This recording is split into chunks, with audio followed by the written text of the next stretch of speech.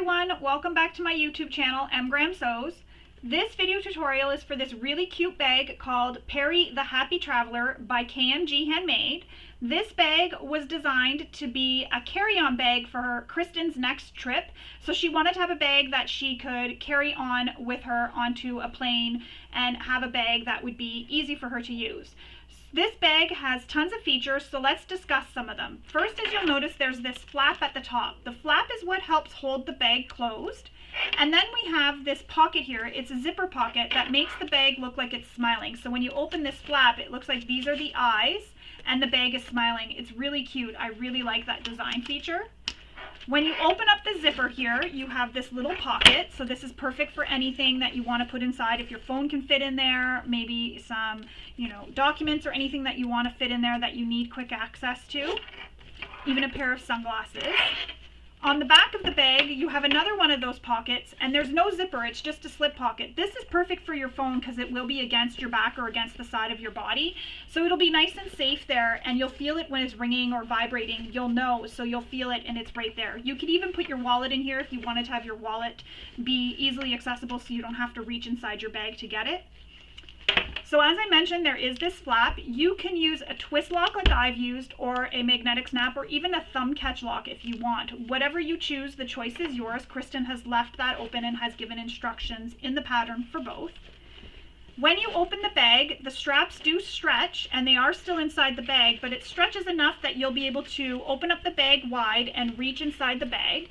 So inside the bag on this side, we have, and I'm just trying to turn the bag, the KMG original key minder with a zipper pocket. So we have a zipper pocket here. I'm going to put this down because I think you can see this better. We have a zipper pocket right here, so you can reach in and see that there is a pocket right there. So see it there? So you have a zipper pocket. And then in the center you have this padded slip pocket. This is great for your devices, so if you have a tablet or a small enough laptop, so a Chromebook, that would fit in here, so you can carry that with you, and it's padded, so it'll stay protected. And then on the other side, you have a slip pocket right here on this side here. You have another slip pocket that's attached to the interior of the bag. So you can another place you can put any of your essentials that you need to keep it organized, and it is interface, so it's a nice sturdy slip pocket. Then when you pull the straps again, you can close up the flap, and you can wear this either as a backpack or open up the flap, pull the strap through, close your flap again, and you can wear it as a shoulder bag. And you can adjust the sliders here to make this as tight as you need it to go or as loose as you need it to go. So you have a couple of options for how to wear this bag, which is really handy if you want to be hands-free or if you want to have it closer to the side of your body rather than on your back. I do like this feature of the flap over top, and because when you're wearing it on your back, the straps pull the top of the bag closed, it makes it a little bit more secure if you're wandering around somewhere. People can't really get into that when it's on your back because you have these that are pulling the bag closed, and then you have this flap that goes over top and locks. So it's a really nice feature, an extra bit of security when you're wearing your bag.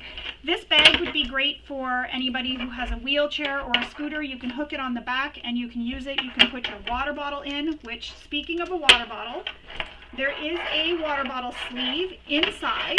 So I know it's hard to see, but I'm going to put my water bottle inside so you can see where it is.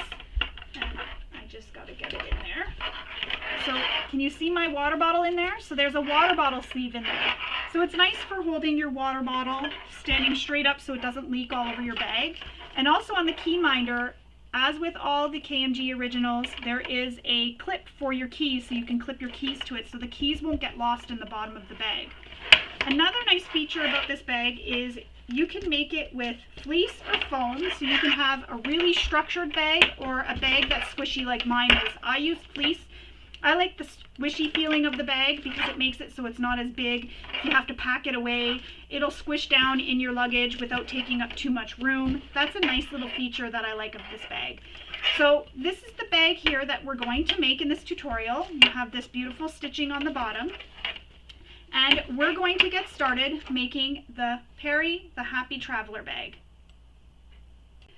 So the very first thing you'll want to do is read through the entire pattern. This is very important because oftentimes designers give information regarding, say, different interfacings you're going to be using or different materials. So if you're using a quilting cotton versus a faux leather, you may need to cut your pattern pieces out a little bit differently. So you'll want to make note of that, but also it familiarizes you with how the pattern is going to be constructed. So once you've read through the entire pattern and you've made any notes that you need to make depending on materials you're using, you can go ahead and get started cutting everything out. Now, I don't cut out my pattern pieces on video, and I also don't show any rulers, cutting mats, I don't say any measurements, nothing like that at all. And this is for the protection of the designer and the pattern, but also because during testing, which is when I often film, things can change and I don't want my tutorial to be incorrect or confuse anybody. So this just makes it so that it's easier, so that if anything gets changed, I don't have to worry about my tutorial needing to be changed or any notes or anything needed to be given or causing any confusion, because the last thing I want to happen is see you make a bag and then somewhere along the line something gets changed or you run into an error and you mess up your bag because of something that was said during the tutorial that it doesn't match up with the pattern. So you will need to have your pattern either printed beside you or opened on another device or opened on the screen that you're watching this tutorial on so that you can follow along, because as I said, I don't give any information, including seam allowances. So once you've read through the pattern and you've got all your pattern pieces cut out, you can get started on prepping. And for the prep, what you need to do is you need to mark the centers of all your pattern pieces. So you'll see here, I've got the centers marked, and I've also marked what letter each pattern piece is. So once you have all the centers marked, you can then go ahead and mark the lining and exterior A piece. So on the linings, so your lining is lining J, and on your exterior A piece, there are some measurements that you need to make from the top edge down. So you'll make that mark, but there's also some marks that you need to make here. You'll see I have my center mark and then marks over to the left and to the right of that mark, the center mark. So you'll need to make those marks as well. And you'll need to do that on your lining J pieces and both your lining your exterior A pieces, sorry. So lining J and exterior A. You'll need to make all those marks on those pieces. Another thing you need to do is you need to snip into the curves of A and B, so exterior A and exterior B. And you're just going to make little snips all along this curve here within the seam allowance. So you can see here, I'm trying to get it to spread open, that I've made little snips. And what that does, if you can see, is it causes your fabrics to open up so that when we're sewing, it helps it ease in the curves easier for you and you get a nicer curve. So you'll make snips all along the curve of A and all along this curve of B here. So you'll make those snips all along, and again, just within the seam allowance to help the fabrics open up nicely for you when we're sewing that curve. Once you have that done, you will need to use your template, so your paper template for pattern piece A and pattern piece J. And I'm going to walk you through this, even though I've already gone ahead and done this. I'm going to walk you through how to do this. And I'm just going to put this all off to the side for now. Whoops. And as you'll notice, I have all my hardware and zippers in a little bag, and that just keeps everything together and makes it easier for me to find it. Normally I clip my zippers together, but these are shorter zippers and I'm worried that even with them being clipped together, they'll fall on the floor or they'll get misplaced somewhere. So I'm going to keep them in my little bag just to keep them together. So back to what you need to do with template A and template I. What you need to do is take your pattern piece, so your piece for your facing. So this is called the, hang on, I'm just trying to see, strap hole facing, so D. And those marks that we made in the steps earlier, you've got a mark on the left and the right of the center mark. You're going to take your facing, you're going to place it so it is wrong sides up and lay it down and line the side edge up with that mark that we made to the left or to the right of your center mark. Right now I'm going to the right. So I'm lining up the side edge with that mark, and the top raw edge is being lined up with the top raw edge of my A. Once I have that all lined up, you can go ahead and put a pin or put some clips if you want. You'll take your paper piece, so say this is my paper piece, and lay it on top. And you'll pin that all the way around so that it doesn't shift on you. Once you have that done, you'll then go ahead and trace out the holes. So you'll have this also on this side, just like that. You'll trace out the holes for where your straps are going to go through. So those strap hole facing holes are going to be traced out. So you're going to get little rectangles drawn on your facings here. And you'll do that for both pattern piece A's and for both pattern piece I's. You'll want to repeat that for all of them, just as I've done here. And I've went ahead and I've marked them all, and I've traced them all onto my facings, and I've gotten that all done. And then once that's done, you'll then go ahead, and if you haven't already, install your zipper pulls onto your zipper tapes. Now, I have a tutorial below for how to install a zipper pull onto zipper tapes. I'll link that below in the description, as well as many other helpful tutorials. I'll have them below, so you can go ahead and check those out. Maybe stop the video now before you get too far into the tutorial. Stop the video, go check out all those little extra tutorials, and then come back and continue with your bag. So install your zipper pulls onto your zipper tape, and also stitch across the ends. And what that does here when you stitch across the ends is it creates a stop so your zipper pull doesn't slide off your zipper tape at all. Then that is it for the prep work. We can move on to the next steps. So on your zipper here, so this is the zipper for the front, you're going to take it and you're going to grab your zipper tabs. And these are I'm trying to find what the letter is, zipper tabs. Why am I not seeing it on my list here? E. They were all the way at the top. So you're going to take your zipper tabs and you're going to fold them in half. So fold them in half so the short edges meet. Do that for both of them.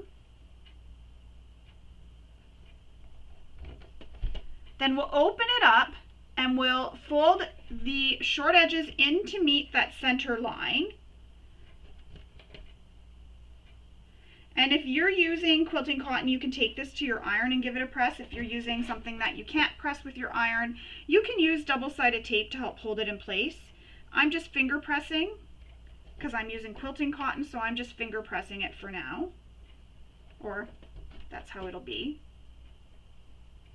Just so I don't have to get up and go to my iron. We're then going to take this folded tab. So you see how I folded everything in to meet the center, then I folded it again. We're going to take this zipper and push the end of the zipper till it hits the center of the tab, just like that. Add some clips so that it looks like that. And I know it sort of blends, so maybe the back, you can see I have a little design on the back. So the zipper tape will be aligned on the side edges with the side edges of the zipper tab.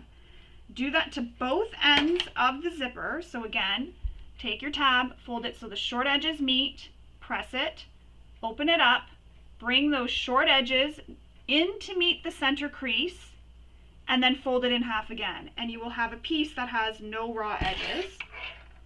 Insert your zipper tape into the tab till it hits that center crease. Add some clips. You can even use double-sided tape here if you want. And then you'll have both ends with a zipper tab. Then we'll stitch across this using the seam allowance given in the pattern.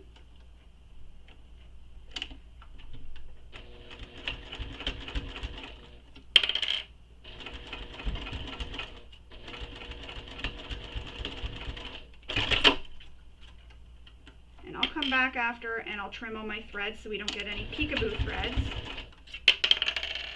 And by peekaboo I mean they come out later into your seams or where they should come out. So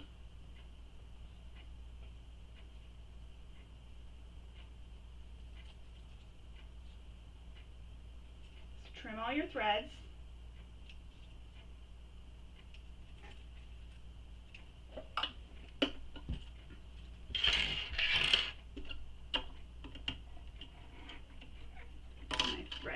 it got a little frayed, so I'm just fixing it. So that's how that's going to look.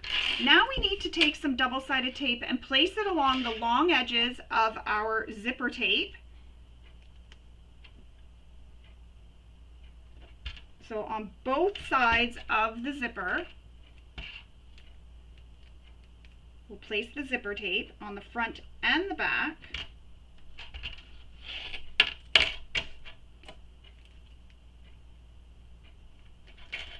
Oops.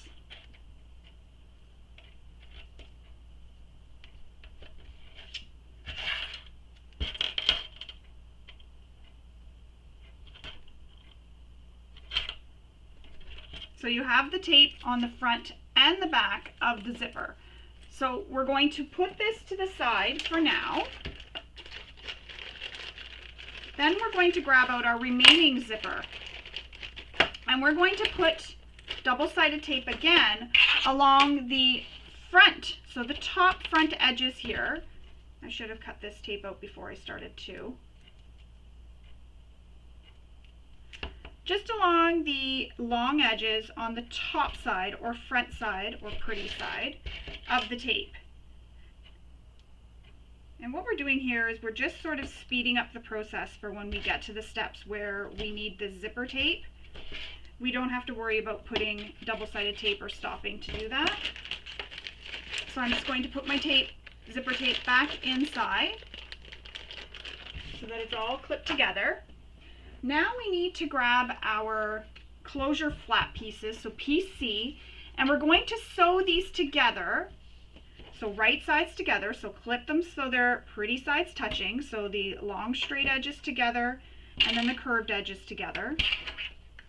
If you have center marks, make sure those are all lined up.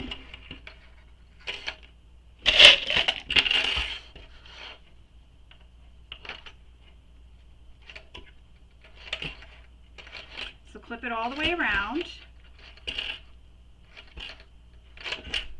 Excuse me while I take a drink. And then we're going to sew all the way around this, but we're not going to sew along this top straight edge. We're just sewing the curved edge.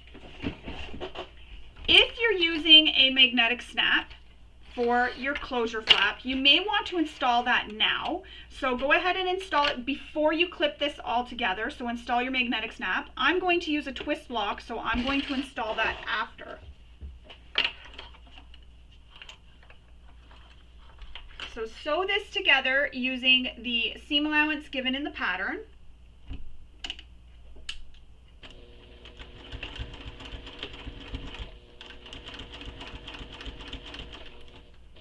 And if you have a hard time sewing curves and you find that, you can't really keep the curves straight, what you can do is, as you're going around the curve, take one stitch with your needle down in your material, lift up your presser foot, pivot your fabric a little bit, put your presser foot back down, take one more stitch, needle down in the fabrics, presser foot up, pivot your fabrics again, and take another stitch. And do that all the way around the entire curve of the flap.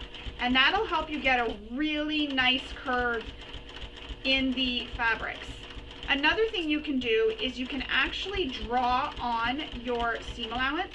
This is something I used to do when I first started sewing, was draw those seam allowances on, and I just stitched directly on top of them. Use a fabric safe marking tool though in order to do that, so that you don't have any issues with it bleeding through like a pen or whatever. I use pencils when I'm doing markings for the centers of my materials, and I just do that within the seam allowance, but you'll want to use a fabric safe pen to do that. Now we need to snip these curves here, so I'm using pinking shears, and this just helps this turn out nicer.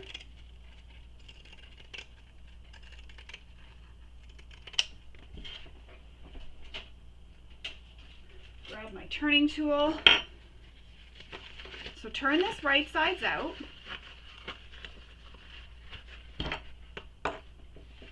Now I can't take this to my iron to give it a press because I'm using this soft vinyl here, so I can't press it with my iron. I could press it with a pressing cloth between my iron and this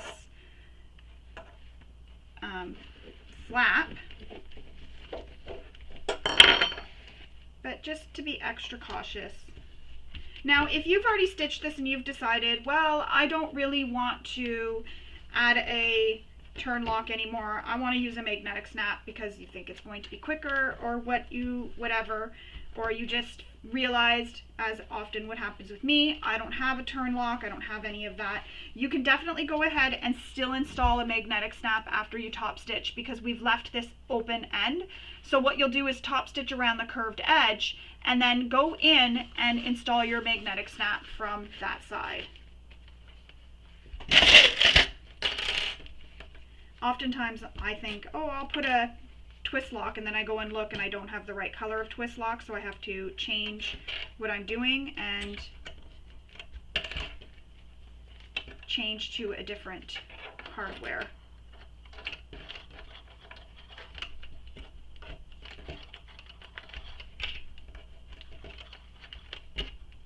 So I'm just using clips along the edge to hold it in place, because as I mentioned, I am using a soft vinyl, so I can't press that. So now I'm going to top stitch all around this curve, and use your favorite stitch length that you like to use for top stitching.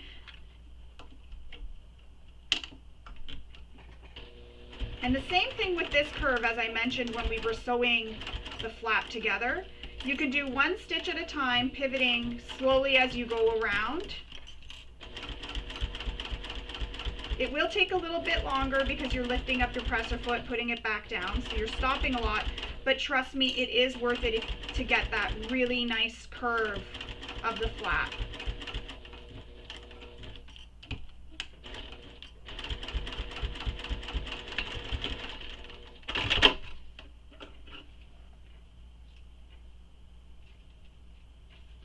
I'm just trimming all my threads.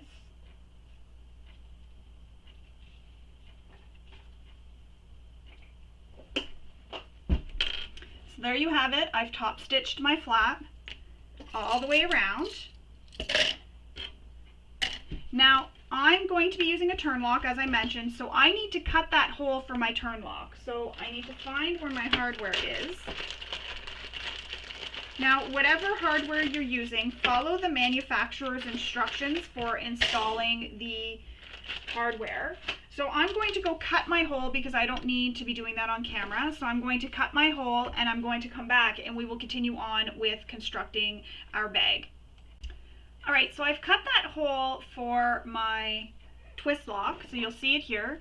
And another thing I like to do is before I cut the hole, when I trace out the hole for where it needs to be, I like to stitch just outside of that hole, and that just helps hold the fabrics together so that they don't shift when I'm cutting it out, and then I'll just cut right as close as I can to the stitching. I just like doing that, again, just for that extra security feature. Another thing I've done is I've stitched across the top edge of the closure flap, and that just again helps hold the fabrics together. So we can put this off to the side. One other thing to note, if you're using a material like quilting cotton, you may want to apply some fray stop, fray check around the edges here to prevent it from fraying before you move on. And I did do that on this. I didn't need to, but I did. It's just a habit, so I did it. Moving right along, we need to prepare our key minder. And if you haven't already, go ahead and cut your key minder out and cut that zipper opening out. So I've already gone ahead and done that. I've also gone ahead and attached my interfacing to the back as given in the instructions. And I've cut the holes for my rivets. Now, I'm going to stop you there. Before you cut those holes out, if you don't have rivets or Chicago screws, you can still make this key minder. Don't punch those holes out, leave it. And when we get to the steps where we're making the key minder, I'll tell you what to do here to sew it, to attach it.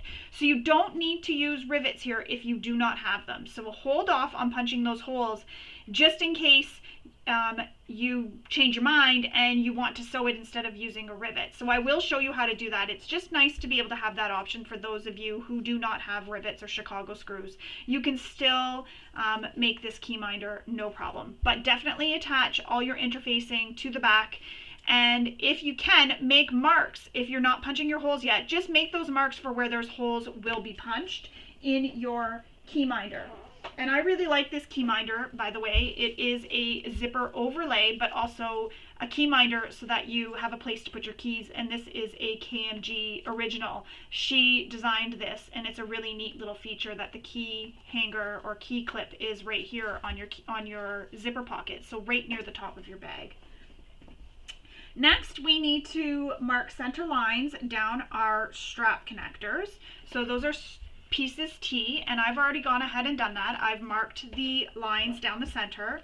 The next thing you're going to do is take some double-sided tape, and we do use a lot of double-sided tape here. If you don't have double-sided tape and you're using quilting cotton, you can press this with your iron. If you're using a material like faux leather or cork or anything like that that can't be pressed, you do want to use double-sided tape to help hold it in place. So I'm putting the double-sided tape down the center.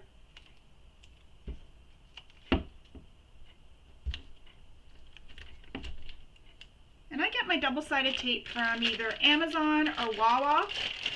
So I really like them. I find it's really good double-sided tape. It just depends. If I'm doing an Amazon order, I'll order it from Amazon. If I'm doing a Wawa, I'll order it from Wawa. So I always have some on stock now, or in stock. In my stash, I mean, so that I don't run out. Sometimes I do because I just forget, but I like to have extra rolls just because I do use so much of it. So I've placed the tape, moved the backing. Now we're going to take the side edge and press it in to meet in the center and give it a press. You'll repeat that for the other side. Press it in to meet the center, butt it right up against that center, just like that. Repeat that for the other side, or for the other piece, sorry. Make them meet in the center, just like that. Once you have them met in the center, bring your stitch length to a length you like to use for top stitching, and we're going to top stitch down those folded edges.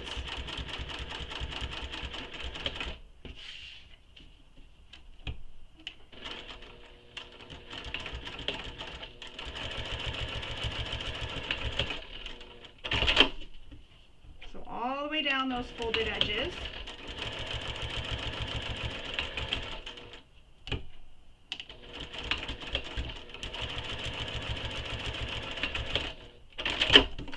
Trim your threads because we don't want peekaboo threads.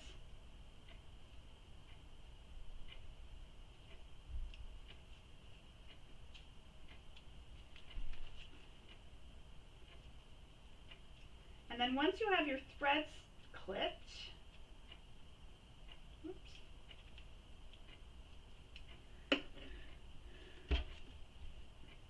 move on and see, we're going to clip these together. So I'm going to use one of my clips, and I like to put them so the right sides are touching, because that way there, if any teeth marks are left from my clips, they're left on the sides where they're not going to be seen.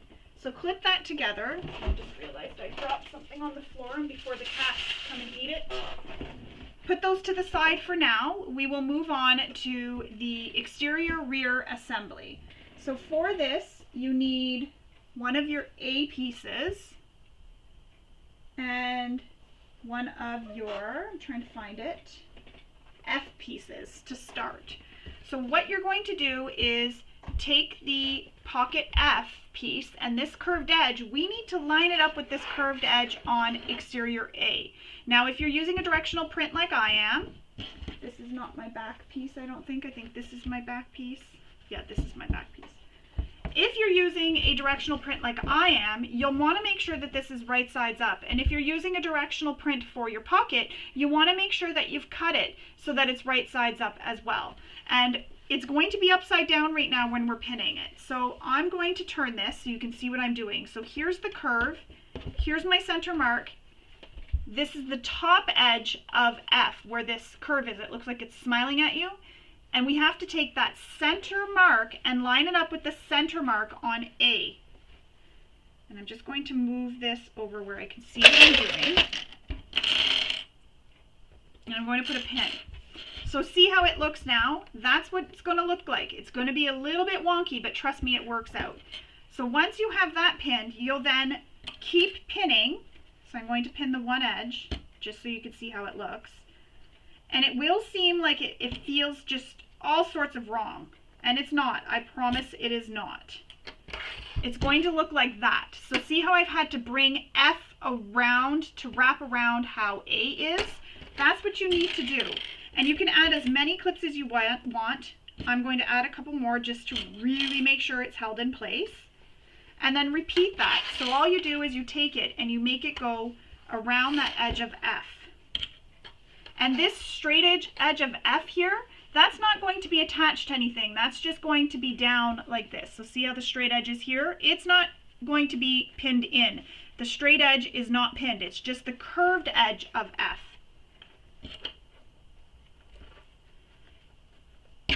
And those snips that you made, you'll notice they're opening up to allow that fabric to ease in. Oops.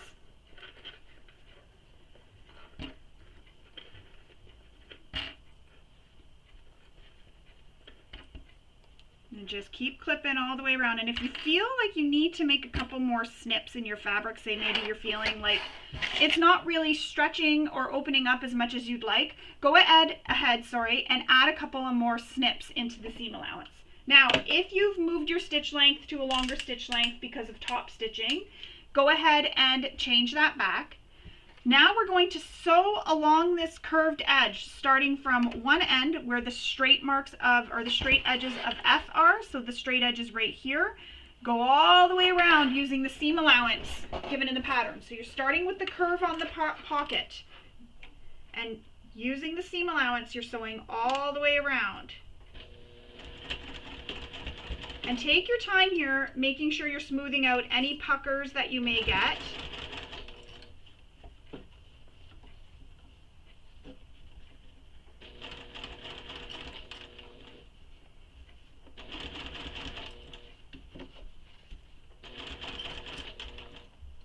And you can use a stiletto too if you find a stiletto is helpful.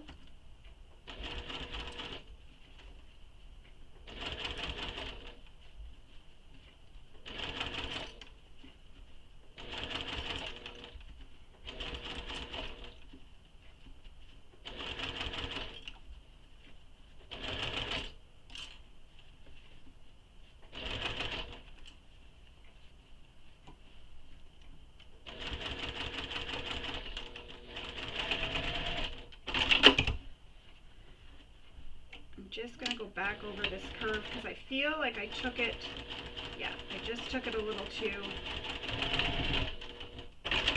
didn't take it enough in that curve there. There we go. Cut all your threads.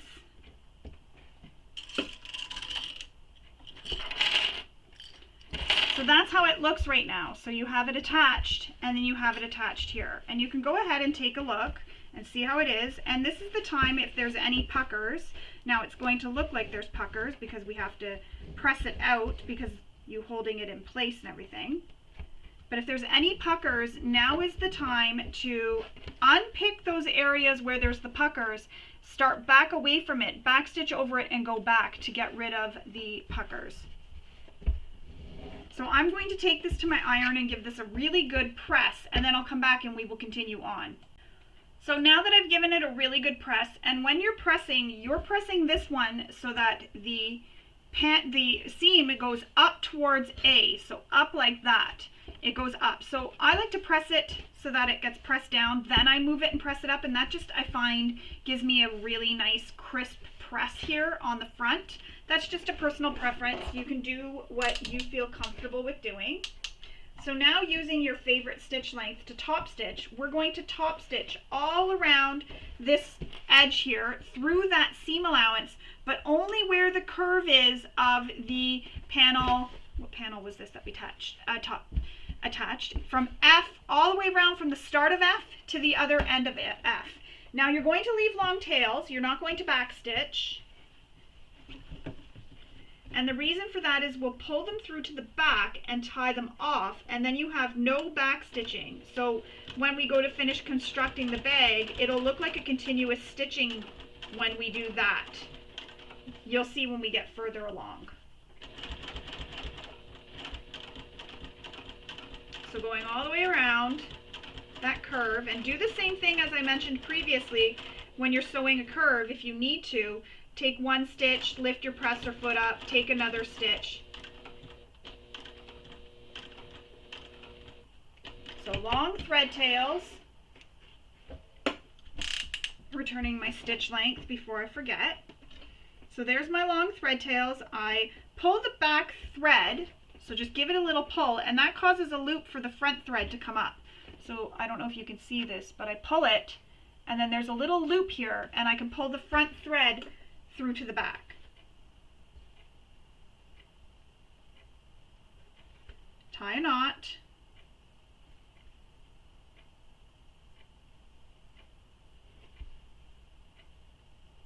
And just be careful depending on the thread you're using. Sometimes I find certain threads can't really take it being pulled on really tight. So just be careful, because what ends up happening is what I just did there, where I pulled it too tight, but that's okay because I'd already knotted it, that it breaks.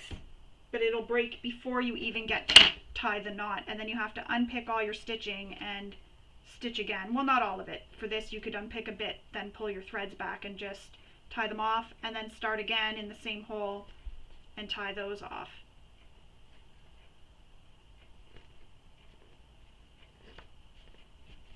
So cut all your threads, and there it is. It's all top stitched, looking cute already.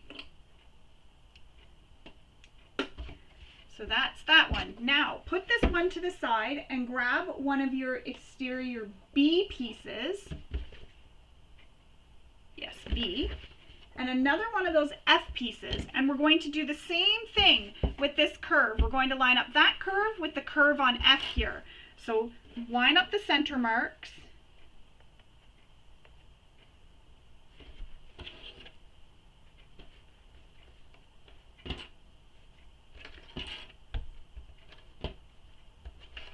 Clip it all the way around.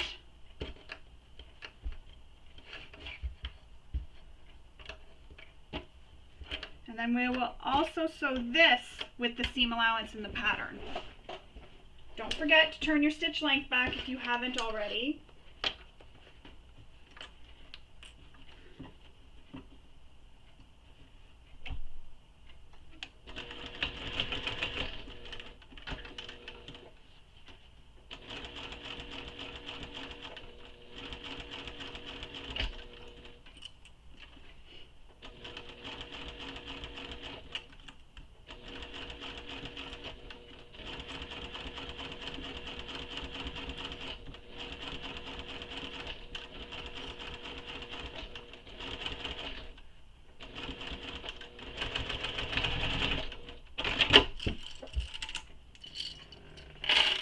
Clip your threads.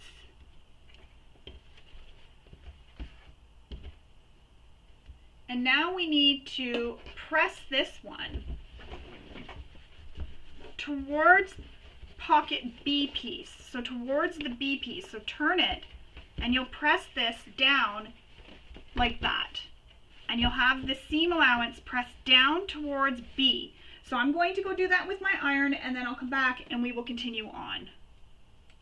Alright, so I've given this a really good press, and what I like to do oftentimes too is use a bit of spray. So I have a bottle filled with water, and I just spritz it a little bit, and that helps me get a nice crisp press. So now, this is going to seem a little weird, because usually we top stitch through both layers, but we're not going to here. We're going to move this out of the way, flip that pocket up, but keep the seam allowance so that it's going down towards the B panel. We're going to flip that pocket up, and we're going to top stitch along this seam here, but not through the pocket. So we need to have long thread tails again, just like we did when we top stitched the A panel. So pull long thread tails, and we're going to top stitch again. Press that seam, so you'll see my seam is going down towards B here. You want it to go down, but we're not stitching through the pocket. And take your time. Don't back stitch. Don't forget to not back stitch. Just make sure that seam is going down. And it does seem a bit wonky because that's not what we normally do.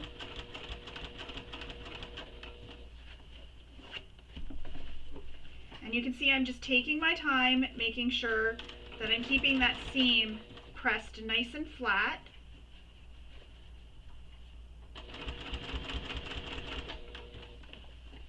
I forgot to adjust my stitch length. Oops. That's okay for this. It's on the back of the bag. I won't be too concerned or too hard on myself about this.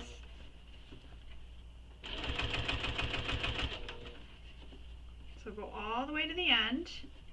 Again, making sure that pocket is up.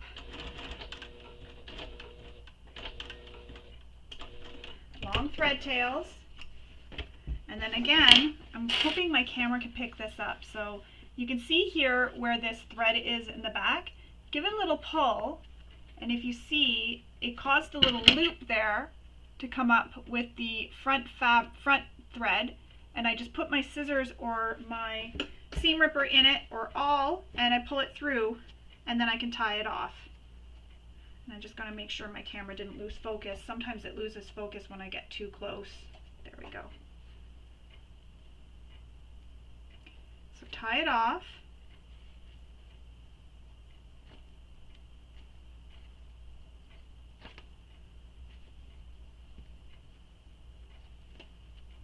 And pull them through to the back side of the other side, and then we'll trim them. Now, another thing you can do if you're worried about it is you can apply some Fray Stop, Fray Check, whatever you're using, some seam sealant, or even a little bit of glue. You will need the glue to dry before you continue on, but that just adds a little extra level of security if you're worried about the knot coming undone.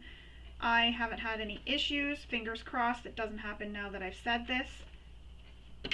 I haven't had any issues in all the times I've done this. I do knot it quite a few times, so maybe that's why. And there we go. So I've top stitched just under, so underneath where the pocket is. So the pocket stayed up. I didn't top stitch on the pocket at all. Just under, around that curve. Now, this is where it's going to get weird, and as the saying goes, hold my scissors. I said that to Kristen a while back and we just laughed. She thought it was hilarious. And now she likes to use it. So hold my scissors instead of hold my beer, or you know, those memes you see. Hold my scissors. This is where it gets really interesting and different because it's going to seem a little bit wonky, but trust me, it works. So flip this so it's on the wrong side right now, so you can see the right side of the pocket on B. Take the panel with A and pocket F attached. Lay that so they are pretty sides touching, so you want the pockets pretty sides touching. You're going to clip it along the bottom edge.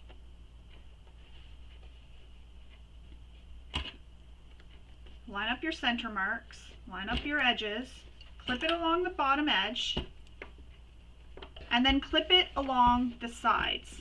So line up your sides and clip it along the side edges of the pockets. And again, this is going to seem really weird, but trust me, it works. So now we have this looking like that. Take this, flip it over so that you're now looking at the right sides, and it's going to look like this. Flip this one side, so you have it like this. Flip this one side of B over, and you want to take this edge here, this straight edge that comes up with the pocket, you want to clip that to the side edge here of A. So I'm just going to turn my panel for a moment.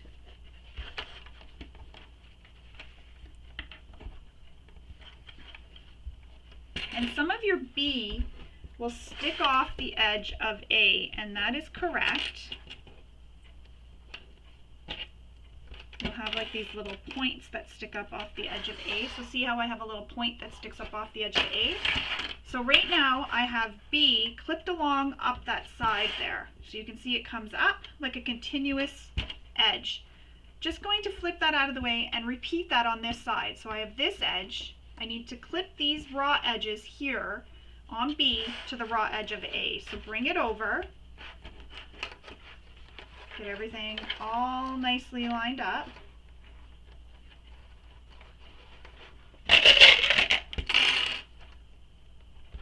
This is such a unique and interesting design.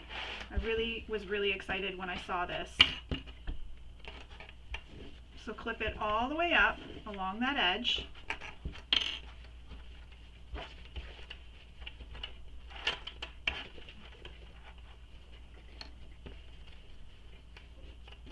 Just making sure everything stays lined up. It's hard to do that way.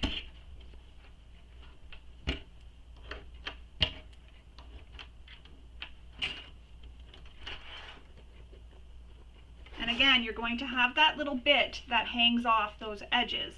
But that's how it's going to look. So it's going to seem a bit wonky, but now you have, and I'm just going to clip this. I've rolled it up and I'm clipping it together. So now you have B all clipped along A here, and the panel F piece is clipped.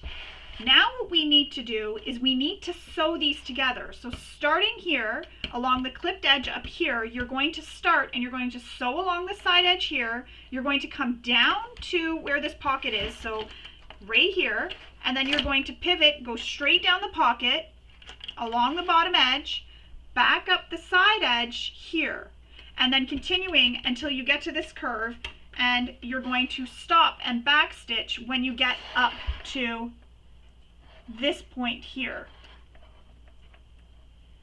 So when you get up to where this straight edge, sorry, I'm trying to unclip it, where this straight edge of A is, that's where you're going to stop sewing, right at that straight edge of A.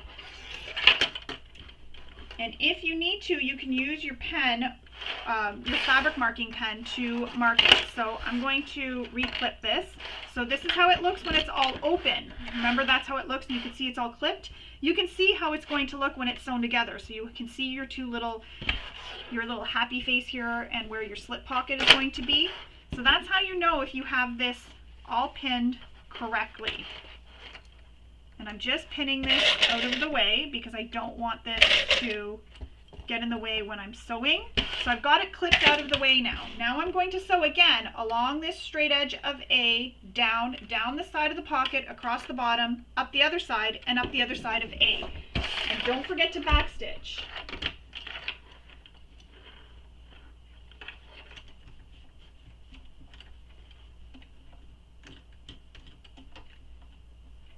My thread doesn't want to cooperate.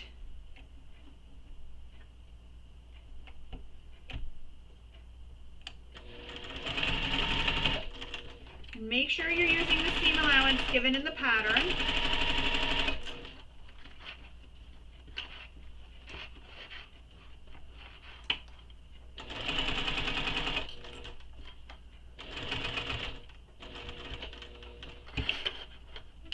And so I went down that straight edge. Now I'm at the edge where the pocket is.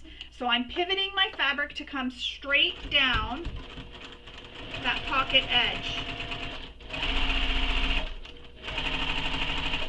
Now I want to sew across the bottom of my pocket.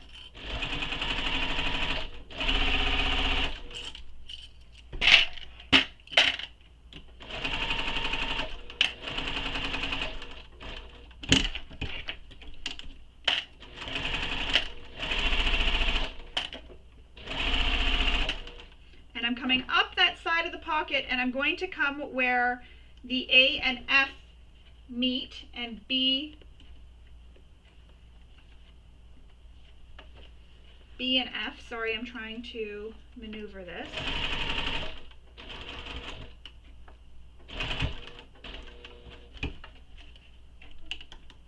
So I'm pivoting my fabric.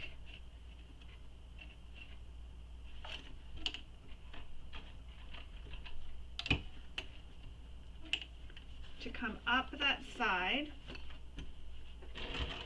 Just make sure there's no other fabric stuck under your needle.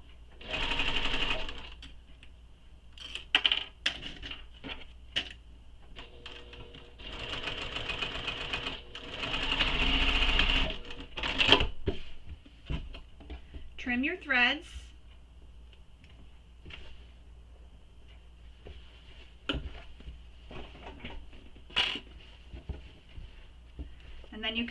this up and you can admire your work and make sure you cut all the seams.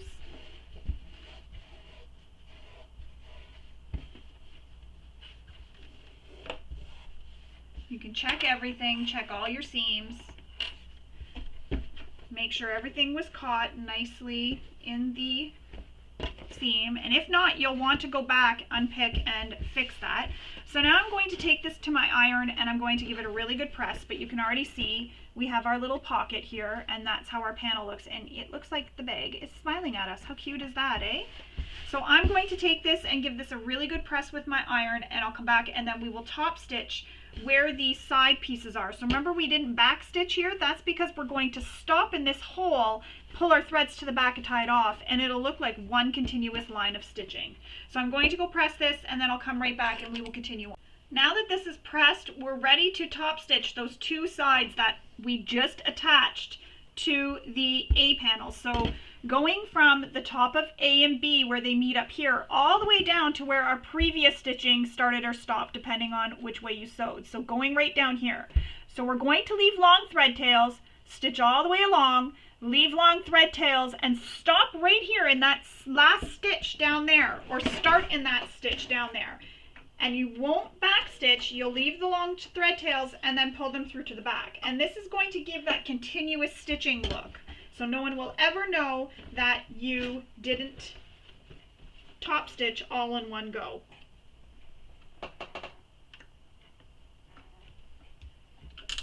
So don't forget to return your stitch length to your top stitching length. And again, long thread tails, don't back stitch.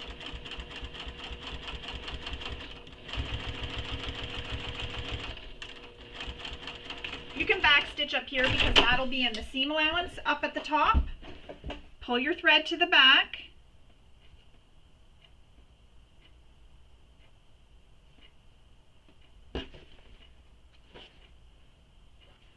Just like that. Tie it off, and then we'll repeat that for the other side of the panel.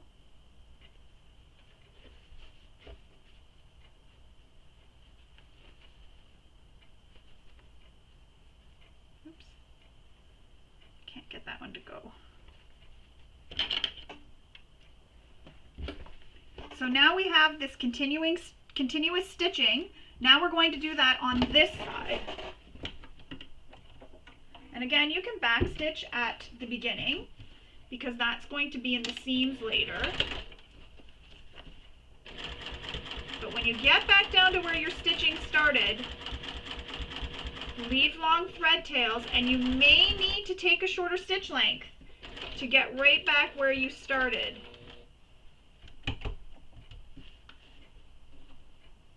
And I'm right there now. Long thread tails, and then pull that through and tie it off. And I'm just going to return my stitch length back before I forget.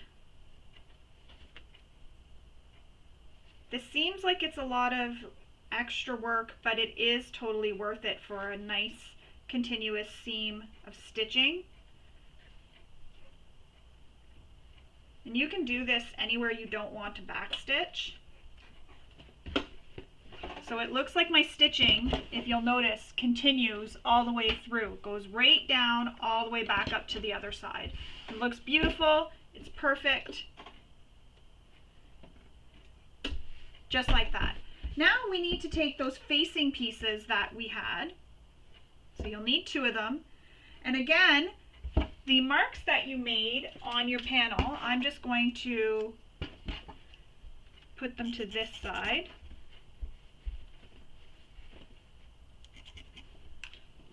You're going to line up the top edge, and if you made your marks on here, you may want to mark T's for where the top of these strap hole facings are. I had to think about what they are. You may want to make a mark so you know where the tops are, so you know where to line them up.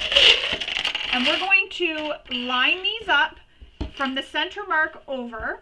So there's that mark we made. Line them up as we did when we made those markings for the facings. Oops, where'd that go? And you can use a pin here. So we're just lining the edge up with the mark that we made over from the center. And I will put a pin. First, I'm just going to clip these in place.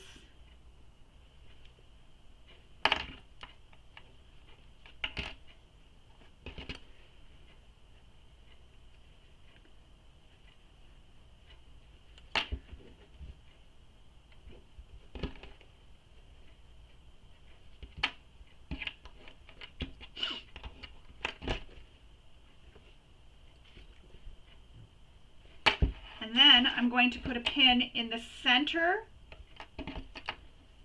of the facing hole that I made. And one under here, just to help hold everything in place so that I don't have this shifting on me while I'm stitching it. So that's how it's going to look. So they're placed from the center over. There was that mark that we made way at the beginning in the steps, and I've lined it up with that mark. And now I'm going to stitch around this box that we drew here. You're going to stitch all the way around. And you're using a slightly shorter stitch length than what you usually use for stitching. Excuse me while I take a drink. A slightly shorter length than what you usually use for stitching, and you're going to stitch right over those holes that you made, that you drew. And don't forget to back stitch at start and stop.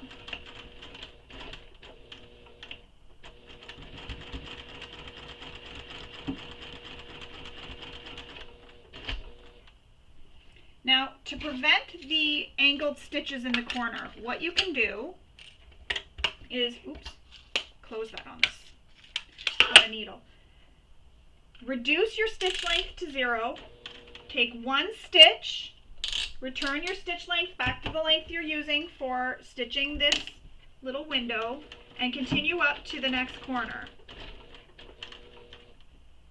0, and stitch length back to the length you're using for stitching this little opening.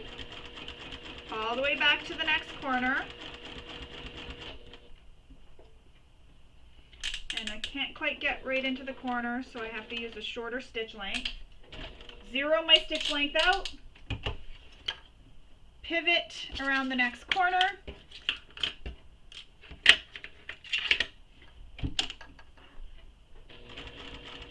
And then I'm back to where I started, so now I'm going to back stitch in that corner.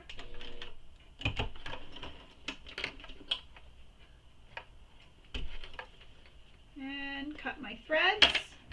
And I'm going to sew the second box now. So that's how it looks. You can see it's all stitched. You can see it on the back side that I've stitched it there. So now I'm going to do the same thing on the second one here. So starting in that corner, back stitch, stitch all the way along. And again, if you can't get to that corner perfectly, reduce your stitch length to get it into that corner perfectly. Taking that one stitch length at 0.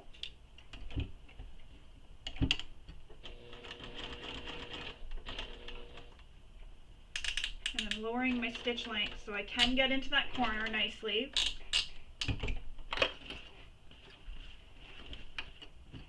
And then stitch across. Oh, poked myself with that needle.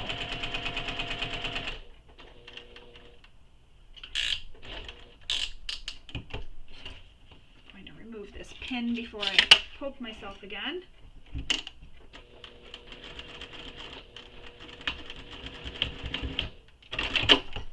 And then trim your thread.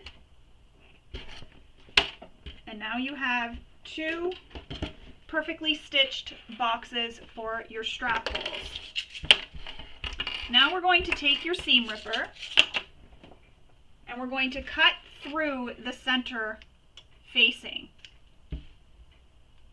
Just like you would when you make a zipper pocket. So you'll cut into the center facing and then you'll make little V's into each corner here. So you'll go into the corner and I'll show you how it looks when I'm done.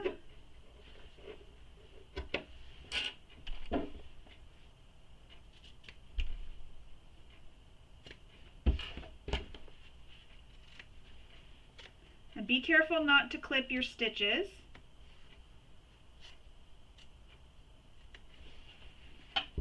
If you do, not to worry, you can just go back and back stitch over them and re-stitch that area that you accidentally clipped. So I'll show you what I mean by that in a minute.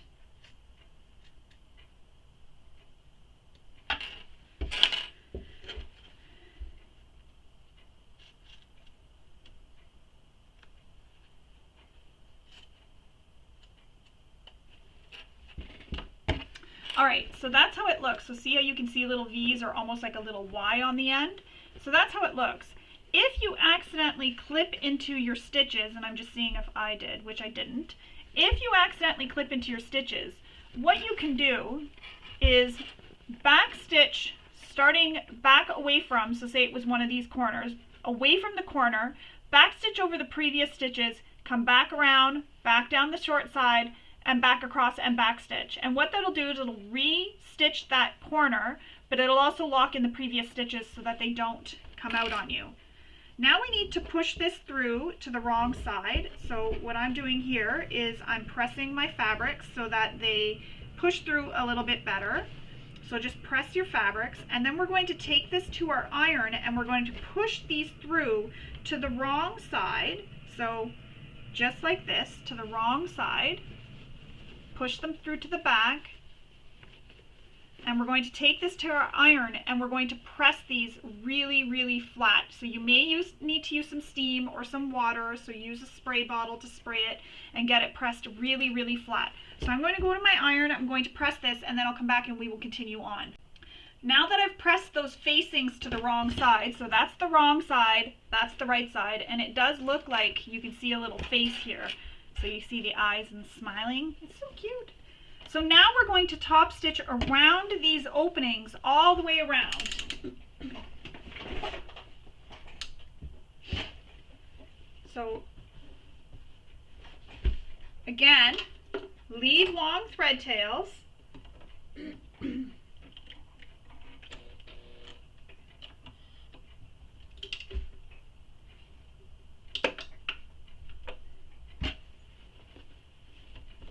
Start stitching.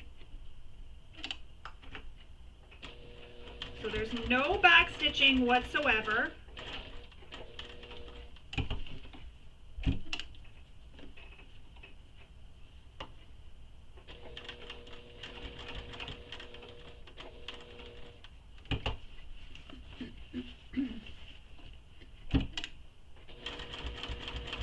Just makes it nice and clean without the back stitching.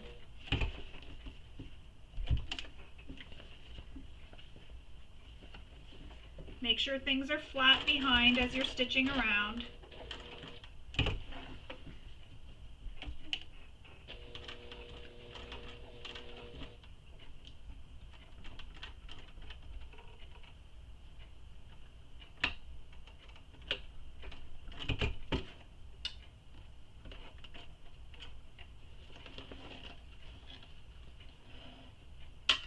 I'm pulling my long thread tails, and I'm going to tie these all off in the back. So pull them through to the back.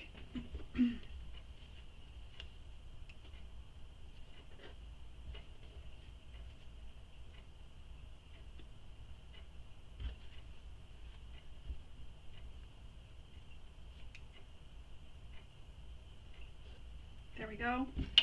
So pull them through to the back, and it's kind of neat because my stitching, being that it's rainbow, it ended in yellow. It started in yellow and ended in yellow, so that's kind of cool.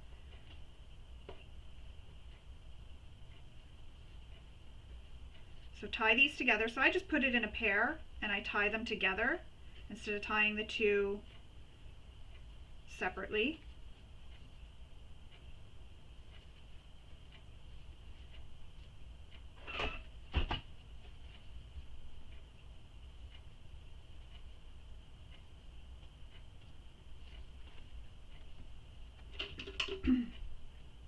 Oh, my scissor spot thing is broken. I tried to glue it this week and it didn't stick, obviously.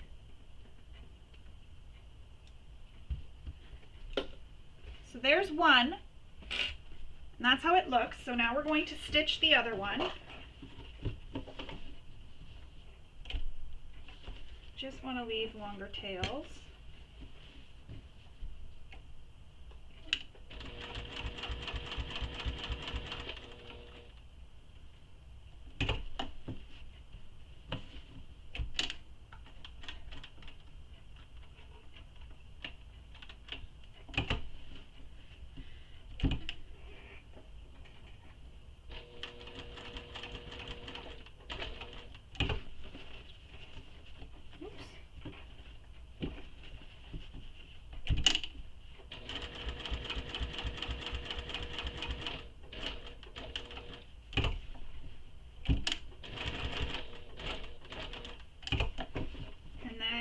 That thread tail that's underneath, I'm going to pull it towards me this way just so I don't stitch over it.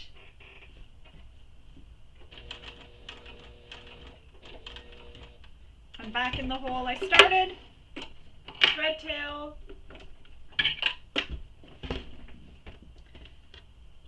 Pull them through to the back.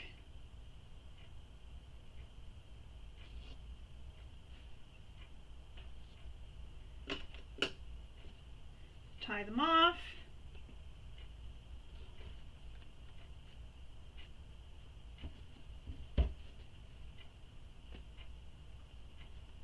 And then we will cut our threads. Oops.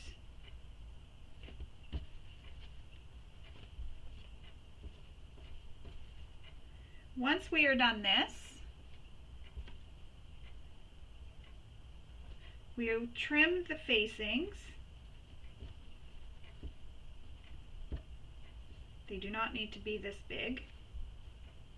All this is just making a hole for our straps to go through. So now we're going to trim those facings, and I'm going to use, my scissors spot thing is totally broken, so I can't use that. So I'm just going to put my scissors off to the side.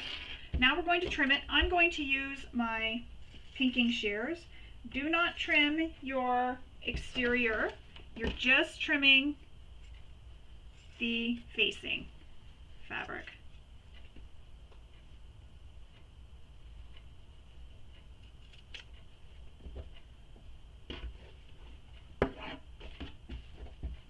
If you have duckbill scissors, you can use those instead as well to trim here. I'm just using my pinking shears so that if there happens to be any fraying, it'll help prevent them from fraying a little bit.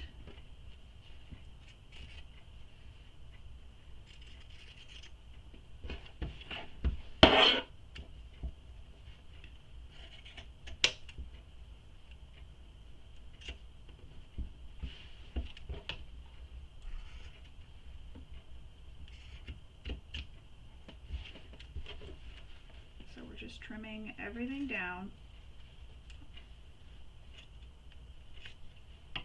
Again, be careful not to trim your exterior. Duckbill scissors would be good here because it would keep that out of the way. Just take your time and be very careful. And that's how they look when they're trimmed. They don't have to be trimmed perfectly and pretty. They just have to be trimmed down. I can see my threads here. Oops. That's going to be a hazard. So I didn't trim my threads short enough, so I'm going to trim them down.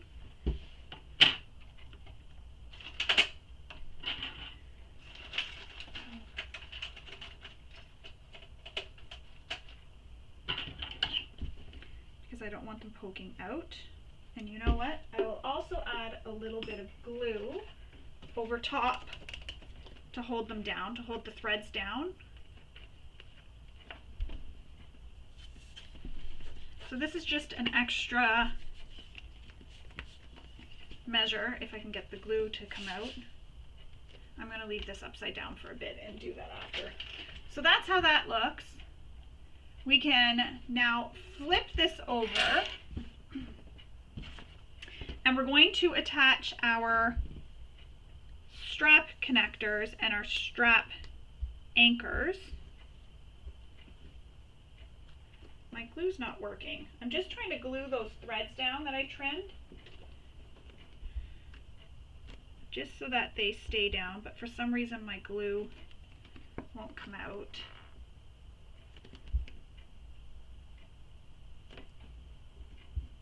All right, I don't know what's going on with my glue, so I'm going to leave that for now.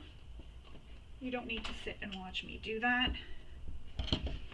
So now we need to grab our strap connectors. So this is piece R, or piece S. So these are called strap anchors, and our strap connectors, and we will need this back piece still.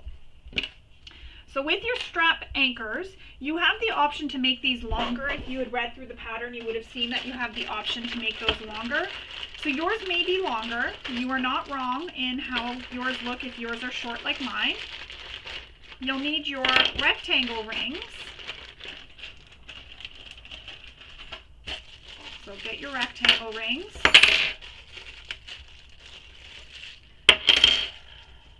And you're going to fold the rectangle ring around your connector, around your rectangle ring. So I like to fold them with the seam of the rectangle ring with the seam of the connector so that it's all enclosed inside.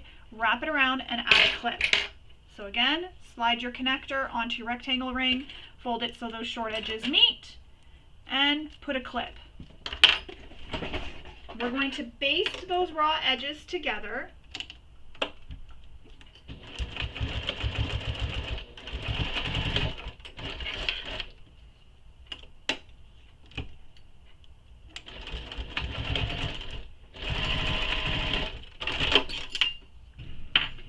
Reaching for where my scissors used to be. I had to take them off because my little scissor spot thing is broken. I'll have to re-glue it. It is old, so I'm not surprised that this happened.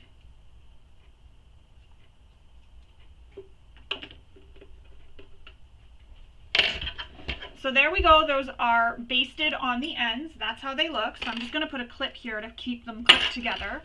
Next, we need to take our strap anchor S pieces, and when you cut these, you had a left and a right. So this one is my right, and I have a line drawn down the center.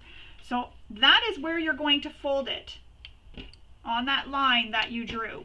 So fold it there, fold this one in half. So I'm going to put the right with the red and the left with blue. So right, red, left, blue. So there you go. That's how they look. Then we're going to, after we fold them, we have to take the right one and place it down in the right-hand corner. So here it is folded, and I'm going down into the right-hand corner here. Clip it in place, lining up those edges. It's hard to do when I have it facing that way. So clip it in place, lining up your edges.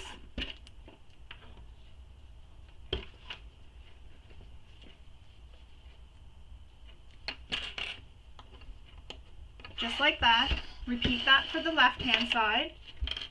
Line up the corner and then clip it in place.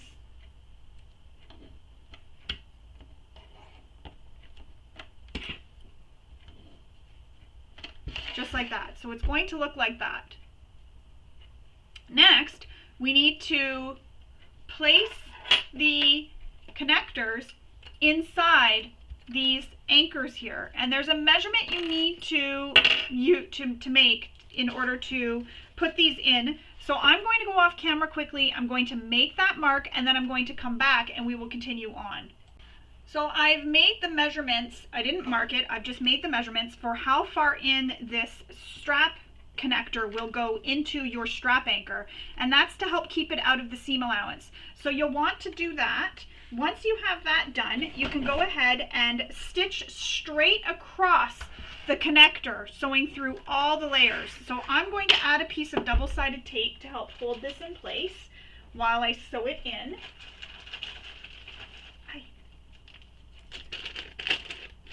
Oh, you think that's treats, eh? Well, that's kind of cruel, isn't it? You think that's treats. You think that's treats.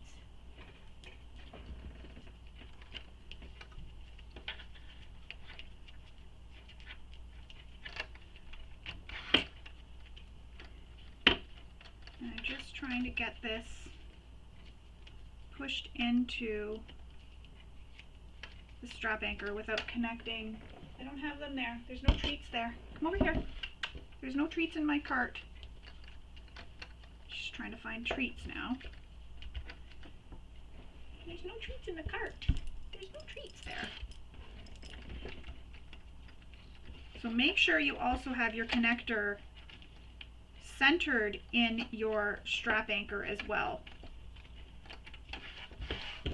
And I'm taking my time to do this and make sure it's good so that everything is nice when the bag is completed.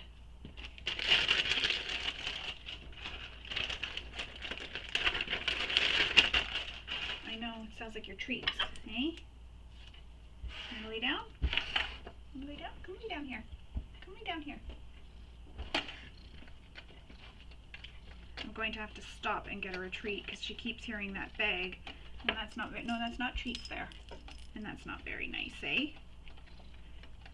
So once you have that taped down, so I just taped my connector, we can go ahead and top stitch across the edge of the anchor here on the angle, and then we'll go ahead and stitch around the side edges here. So go ahead and do that.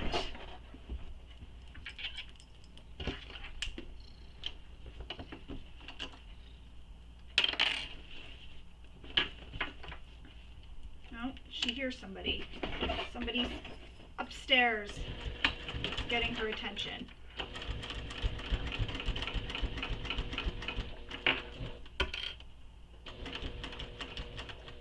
So I've gone across. Now I'm going to baste the edges of the anchor down too, these side and bottom edges.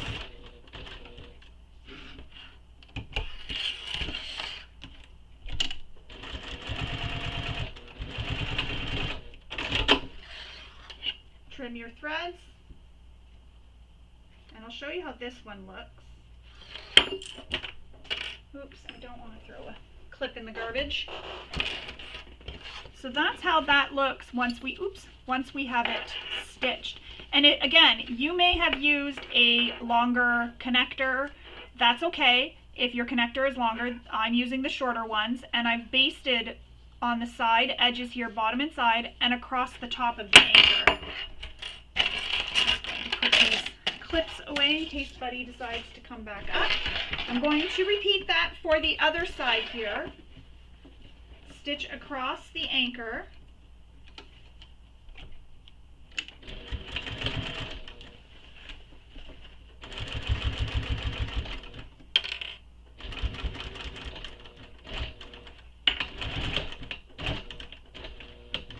And then down the side edge. Across the bottom.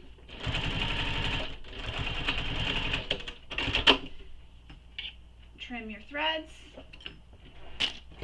And there you have it. You have both attached. Now you can install rivets, which I'm going to go do. I'm going to go off camera and I'm going to install some rivets in the bottom of my connector here, as she has shown in the photos. If you don't have rivets, you can stitch a box with an X in the center here of the box if you want, or do any decorative stitching that you'd like.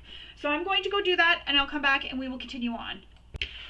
I've installed my rivets, so you don't have to do the rivets, but I did put the rivets. That's how this looks when it's completed. So we have our 2 rectangle rings that will be attached to our straps, and we have the holes for our straps here. We can put this to the side for now. We're going to move on. So I'm just placing that off to the side. And now we're going to do the front exterior assembly. And the front is done the exact same way, except we are sewing in a zipper pocket. So you need to grab out your zipper that you attached your zipper tabs to earlier. So take that zipper pocket out, grab your A piece and one of your F pieces, and that's what we're going to start with. Before we start, sorry, I forgot, we need to baste our, I saw it here because it was hidden underneath everything. We need to baste our closure flap to the top of our exterior back panel. And what you're going to do is line up those center marks. So I can't really see my center mark here, so I'm just going to redraw it. There we go. And make sure that that is the center by folding it in half, and it all lines up perfectly. We're going to take that center mark and line it up with the center point on the completed exterior back panel. Clip it along the straight edge, and then once you have it clipped all along that straight edge, you can then baste this in place using the seam allowance given in the pattern. And you're basting this so it is right sides, I just want to make sure, right sides down and centered. So I have the fabric the same on both sides, so it doesn't matter which way mine goes.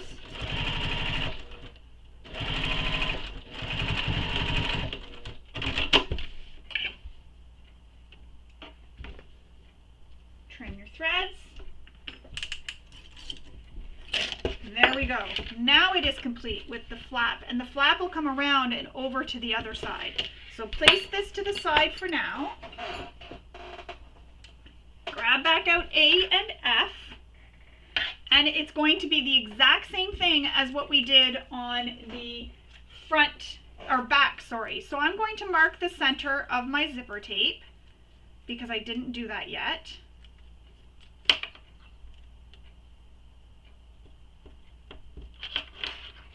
So I'm just lifting up where the tape is and I'm marking where the center is. Go just a little point, that's all I need. Now, with your exterior A right sides up, remove the paper from one edge of your double-sided tape. And Kristen does instruct which way the zipper will be closing, so the pull facing to the left. So you want the pull going towards the left when you close your bag. I mean, it's a personal preference. If you want it to go the other way, you can have it go the other way.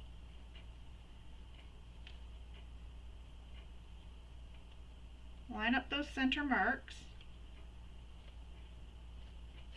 And it's a little bit hard because the tape is sticky.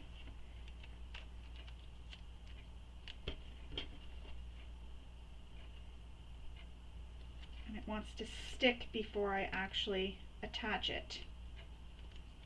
So now I'm just attaching the tape around the curve, going all the way around that curve.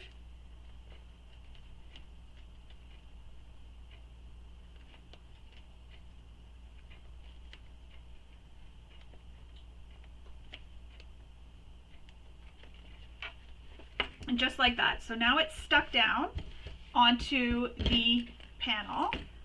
So the zipper is stuck to A, and I realize my tape doesn't go all the way to the end, so I'm going to grab a small little piece of tape just to help hold that down.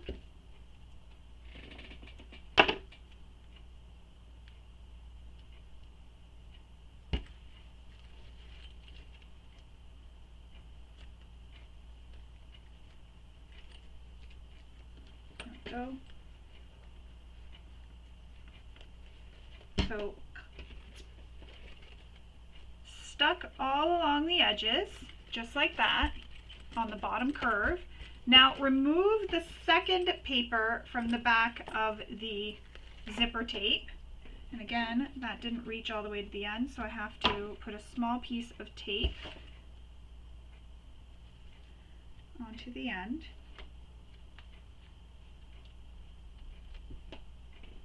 Just like that. And again, with your F, remember when we're attaching it to A, it seems a little bit wonky, but it does work out. So you have to stretch it around.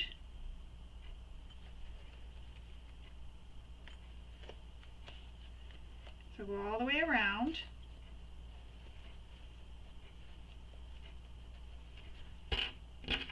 And part of F will not be stuck to the zipper. So you'll want to use some clips there. You may want to use clips all the way along, which I think I will, just to make sure nothing shifts on me once I get it all pinned down here.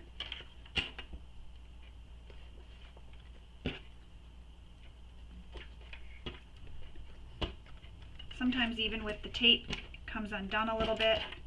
It's nothing you've done, it's just the tape itself. So that's how that looks. You have the zipper sandwiched in between. Now we're going to sew this with the seam allowance given in the pattern, and you're sewing through all the layers including the zipper. And when you approach where that zipper pull is, you'll want to slide that out of the way so you don't stitch over it.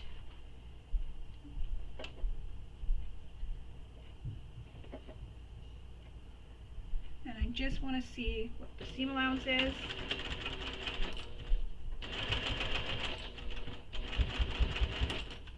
Had to make sure I was using the correct seam allowance.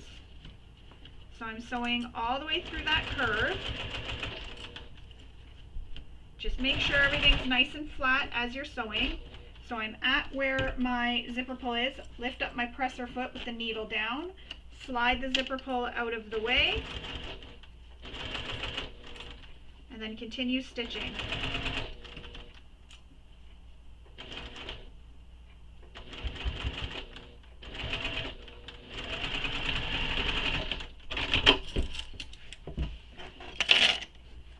So there's the one side attached, and we need to go press this to the wrong side. So you want to press it so it again is the same thing as we did previously, where it's facing up towards A. So I'm going to go give this a press, and then I'll come back and we will continue on. So I've given this a really good press, and I did use a bit of spray to help really press it. Now we're going to top stitch just like we did on the exterior back. And again, we're going to leave those long thread tails to pull through to the back to tie off. So get your long thread tails. And top stitch that edge. And again, you're not stitching through the pocket, just stitching through the seam allowance. Oh, I back stitched a bit there. I'm going to lift my threads up, and I'm going to pull that out. So undo that stitching I just did and pull this all out, because we don't want any back stitching at all. There we go. Again, start again. And you're just stitching through the seam allowance, not the pocket. So the seam allowance and the exterior A, not the pocket at all.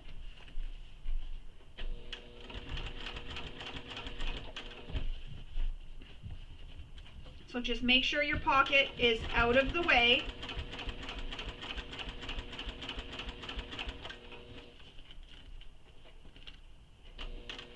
And if you have a dangly pull, you'll want to hold it out of the way as well. You can even zip it so it's out of the way.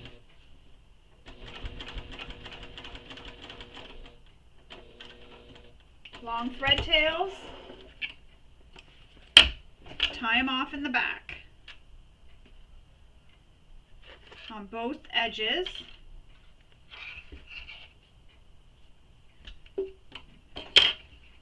Keep trying to stick this to the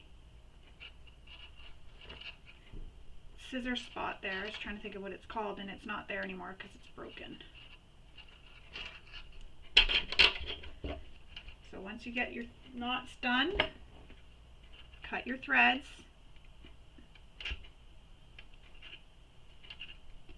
And then we're going to sew the exterior B piece to this.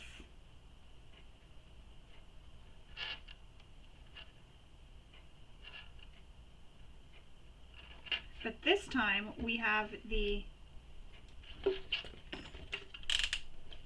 zipper to attach as well to the exterior B piece. So to do that, you need to attach the zipper to the right side of the fabric. And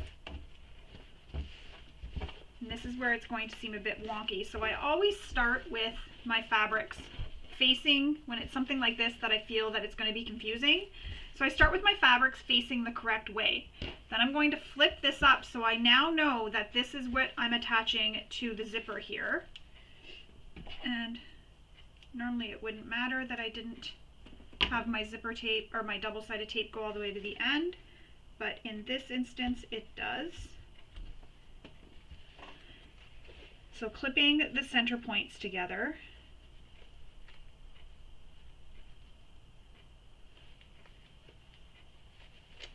The tape is too sticky.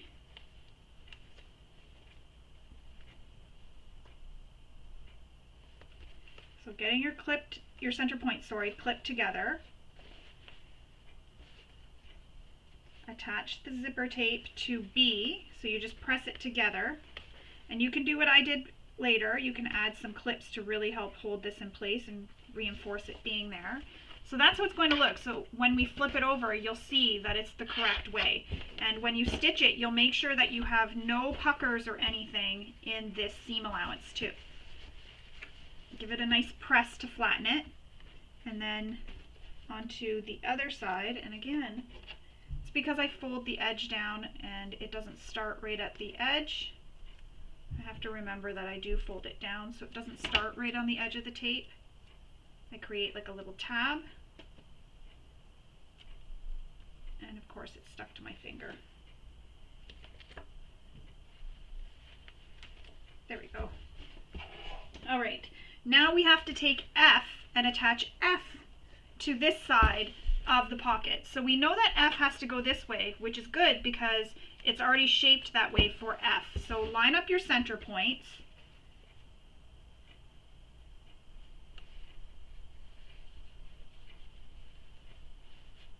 And remember, F isn't going to be stuck all the way to the zipper tape. There's going to be some that's going to not be attached to the zipper tape, and that is going to be correct. Add some clips. Oops. And I'm adding clips all the way across just because I want to make sure, even with the tape, it's just nice to have that extra security.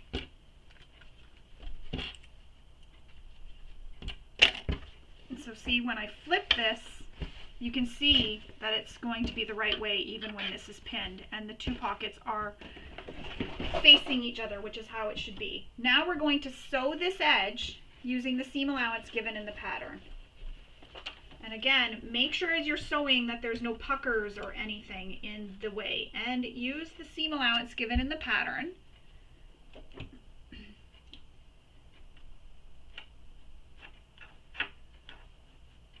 I'm just trying to get it all lined up. So back stitch here at start and stop.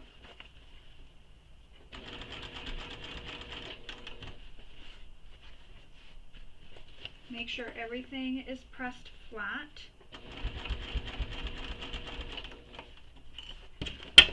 Feel underneath for any puckers. There's my zipper pull. So I'm going to lift up my presser foot and slide that pull out of the way. Bring the presser foot back down, flatten my fabrics underneath.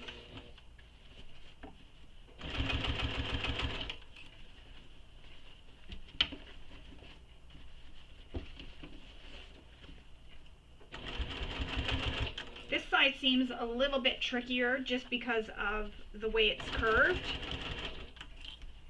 At least for me, it seems like it'll be a little bit trickier.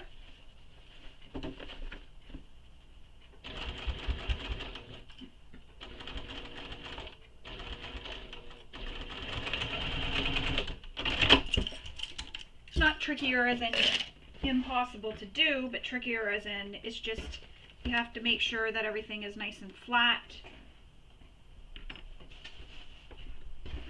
And now, when we press this edge down towards the B panel, you can see, and I'm just giving this a finger press for now, I will go to my iron and give it a really good press. You can see though that the zipper tape creates the little mouth.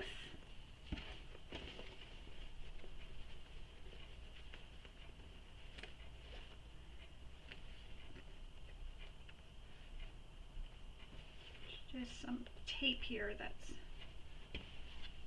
so then it'll look like, I'm just going to hold it up so you can see So see how the zipper tape kind of creates that little mouth? So that's how it's looking. So you'll know that that's right if you have it that way. So I'm going to take this to my iron and give it a really good press, and then I'll come back and we will continue with stitching this all together. Now that this is all pressed, we can go ahead and do the same thing we did on the exterior back. We're going to lift up that pocket so we're not top stitching through it. We're just top stitching through B and this seam allowance here.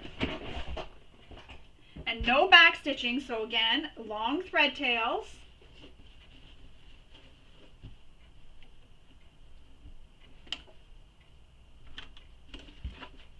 And just make sure everything stays flat under your presser foot and that there is no pocket or anything else underneath. So be checking every once in a while just to make sure the pocket is out of the way. You don't want to sew through F.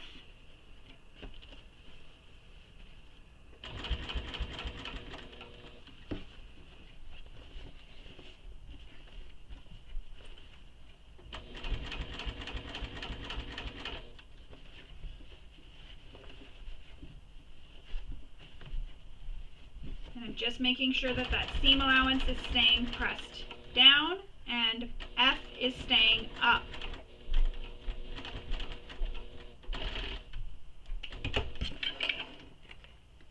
Pull it through to the wrong side.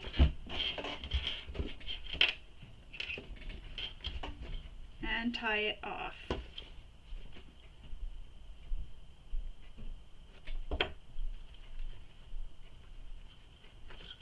And the nice thing about not back stitching, if you feel you've went a little too far with your stitching, you can unpick a few of the stitches and just keep pulling the threads through to the back.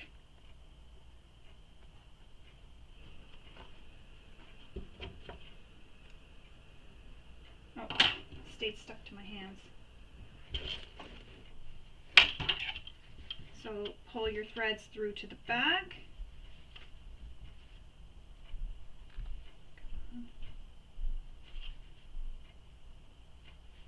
There we go. Tie it off in a knot.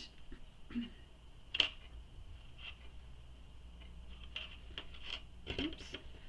Don't pull it so tight though that it crinkles on you.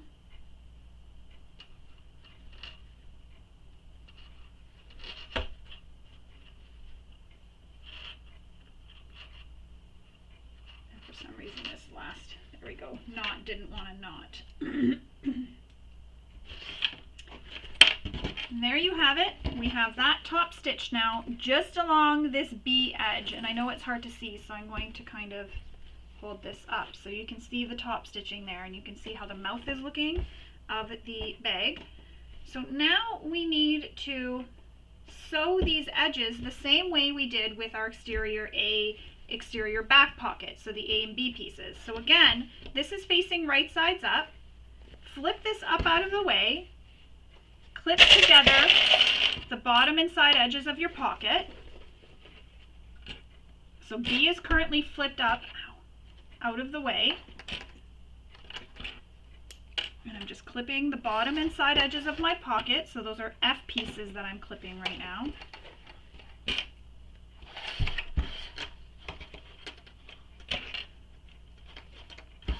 And now bring your B back down so it's like this. So those side edges and bottom are clipped. Bring your B down, fold B over, and then continue clipping the side edge of B here to the side edge of A.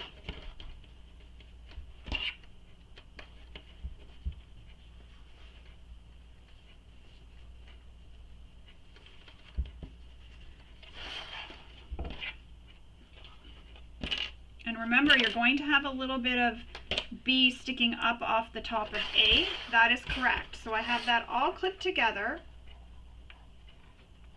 Now, flip that side over and bring this one so you're looking at the wrong side of B. And you're putting it pretty sides touching against A.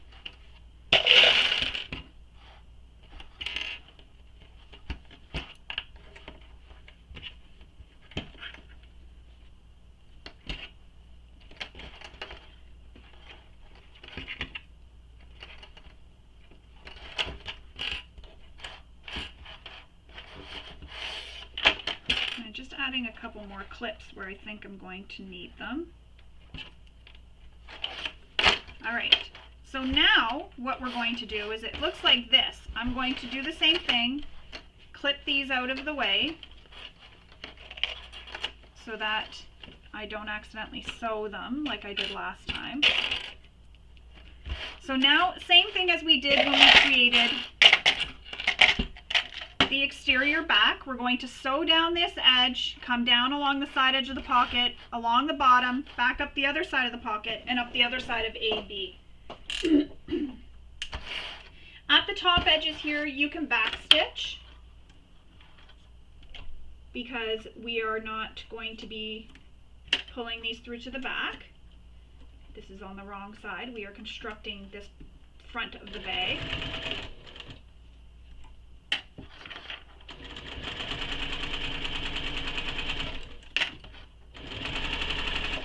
Just make sure everything is nice and flat.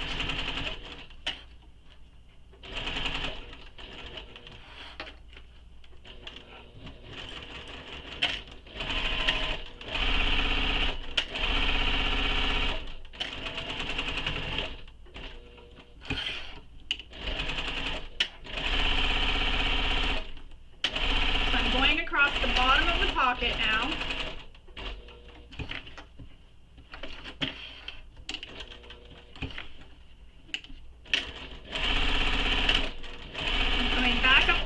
Pocket, back up the side where A and B meet. Oops, I'll get that later.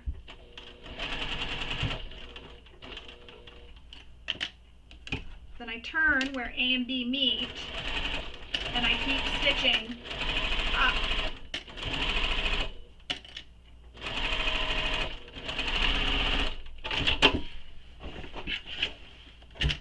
Trim your threads.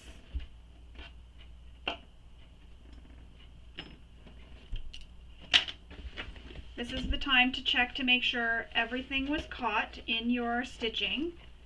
So if something didn't get caught in the seams, this is the time to check to make sure there's no holes or anything. And we are good. That is how it looks so far. Now I need to take this to my iron and give this a really good press. So I'm going to go to my iron, give this a really good press, and we will continue on. Now that I've pressed that, we need to do the same thing we did on the exterior back and top stitch along this edge. So you're going to start or stop where that previous top stitching was on the B panel here and stitch all the way up. And you can back stitch up here, but not down here. Leave long thread tails at the bottom there so you can pull them through and tie them off in the back. And that'll give that continuous stitching look. And just make sure nothing else is under your needle. You just want this seam under the needle. And I forgot to bring my my length up for a top stitching length. So I'm going to just pause the video really quick and unpick that and then come back and we will continue on. Sorry, but I've unpicked that stitching, so it's nice for you to see that even I make mistakes and sometimes forget to change my stitch length. So starting again, I'm going to top stitch all the way along that seam, starting where I stopped previously. Make sure everything is nice and flat under your presser foot. And no back stitching there where we start. But I will back stitch up here because this is going to be hidden in our seams.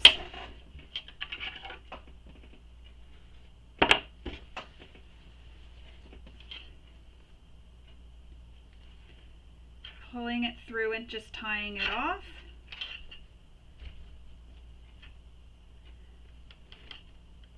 Don't pull too tight the first knot. You don't want to cinch your fabric.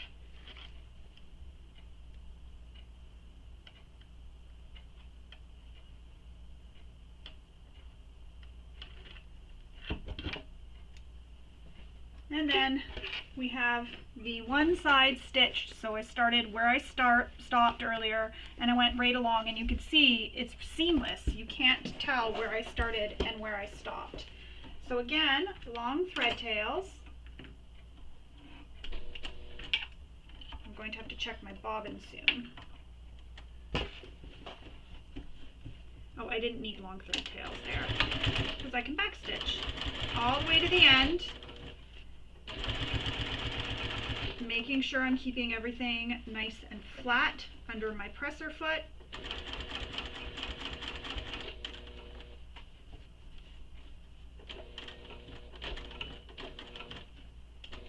Long thread tails. Pull it through to the back, and once again, tie it off. And then you can cut your threads. And again, this is a great method anytime you don't want any back stitching, or say you're stitching a strap and you run out of bobbin thread partway through the strap. You can just pull the threads to the back, so unpick a bit of the way, pull your threads to the back, and then tie them off. And you can even take a needle and push it through so it goes through the seams, so it's tucked in instead. And then start with long thread tails again, pull them through to the back, tie them off, and you're done. And there you go. I have this side done now. So now it looks like one row of continuous stitching was done. Nobody will ever know that we've done that in 2 separate goes, but isn't that cool? It looks really cool. So now we need to do the same thing with our strap hole pieces. We need to make those marks if you haven't already. Make the marks. So you have one from the left and one going from the right of the center. Line up these strap hole connectors with those marks. And I'm not going to show this on camera again because I've already done this on camera with you once. So I'm going to pause the camera. I'm going to go sew this because I don't want this tutorial to be a super long tutorial and repeating things that I've already shown you how to do. So now that you know how to do this, it's the same as the method that we did previously. So you're lining up the side edge of our facing piece here with that mark we made to the left and to the right, and then you're lining up the top raw edges. We'll stitch around that box. Don't forget, in each corner, reduce your stitch length to 0, take 1 stitch back to your length you used for stitching, and then continue on, and do that in every corner, and that'll give you those nice corners. Then we're going to take this, push it through, and press it, and then top stitch around the entire box. So don't forget to do that, and then we will come back and we will continue on with finishing our bag. So I've added those 2 strap hole facings, and I've stitched around them on my front panel just like that. Now we need to install the other half of the lock that you were putting in. So if it's a magnetic snap, you'll install the magnetic snap. If it's a twist lock like I'm putting in, you'll want to install the twist lock. So I'm just cutting an extra scrap piece of interfacing here because I like to put scraps of interfacing behind my hardware. And there is a mark and measurement on the pattern, so you'll want to use that for where you're placing this. And I'm going to center this onto my main panel. And I also, again, have that strap or scrap of interfacing. So I'm centering this just on my panel. I'm centering it at the mark I made. So I made a mark here and I'm centering it. But if you're using a different type of hardware, use the manufacturer's instructions for installing it. Always use your manufacturer's instructions. It's just safest to go with the manufacturer's instructions so that you do install it correctly.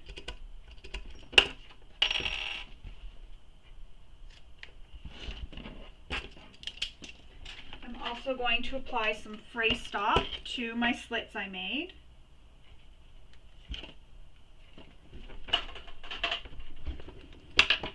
Sometimes I forget to do it. It's not totally the end of the world. I just like to have it for that extra, security.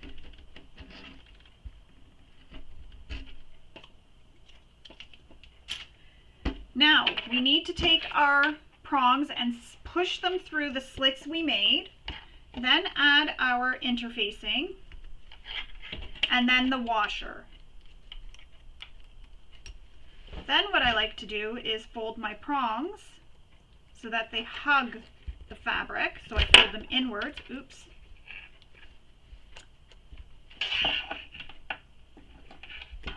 It's just hard to do when I can't push against the table. There we go. So I folded them inwards. And one last thing I like to do is get some duct tape and my tape scissors and put a piece of duct tape behind the prongs. Now, you can check to make sure that this is on there straight, which mine is, before you add your tape. And all the tape really does is it just prevents those prongs from pushing through your fabric on the other side, and I find it also adds like a bit of extra security to make sure that those prongs stay folded and hugging around the fabric. So that is how the prongs look when they are folded, the half of the hardware. So if you take this and you put your other panel wrong sides up and you bring this over, when we install the other half of the lock, it'll be there. And we haven't installed it yet. At least I haven't. So now you can put that to the side. It's time to move on to creating our base.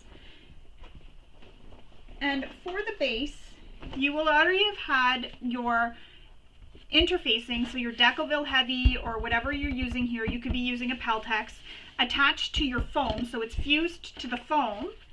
Now you need to put the foam so that the interfacing, the Decoville, is between your exterior bottom panel and your foam.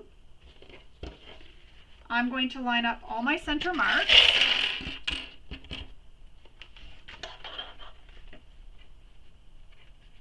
Let's just make sure that everything stays centered when we stitch this together. You can make little adjustments as you go though. And then we're going to baste this around the panel.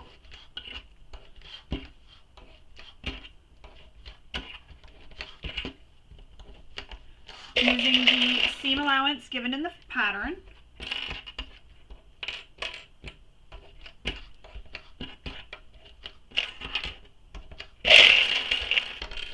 Probably don't need to put that many clips, to be honest with you. So now I'm going to baste this, and I'm using a longer stitch length because I'm just basting it in place. So you're just basting all the way around.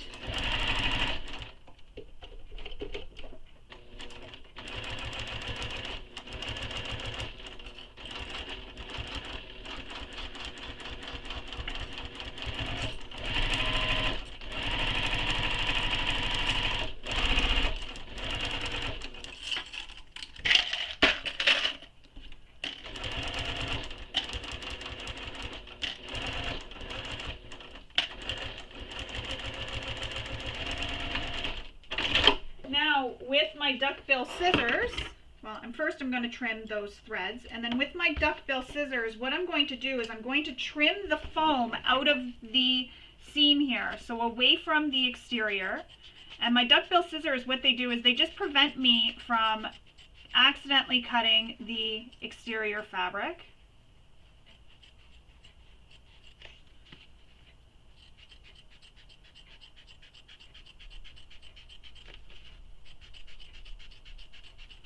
Go all the way around.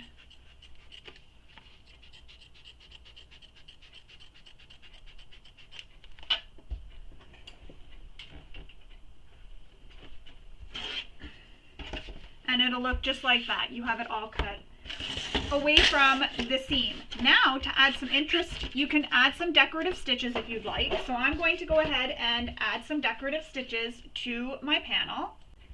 And the stitching that I'm going to do is the stitching that I like. So it's kind of like a starburst effect. So I'm going to do that now. And I'm just going to sort of start at any point.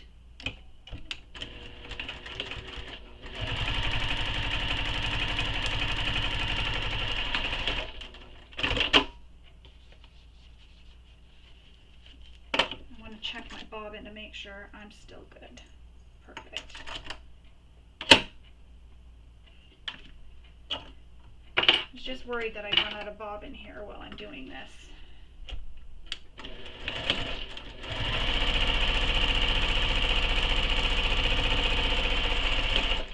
And you can do any stitching that you like. I just like the way this looks when it's done, how it looks just like a star, shooting star.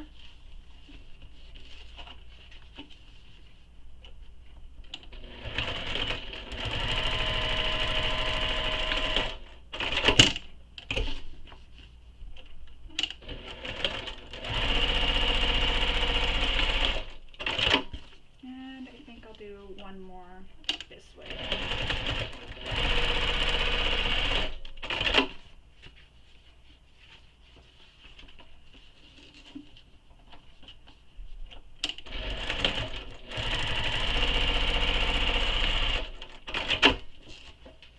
There we go. That's how mine looks. So you can see I'm trying to make it show for the light. So I'm going to trim all my threads because those will definitely peek up through the seams later, and I don't want that.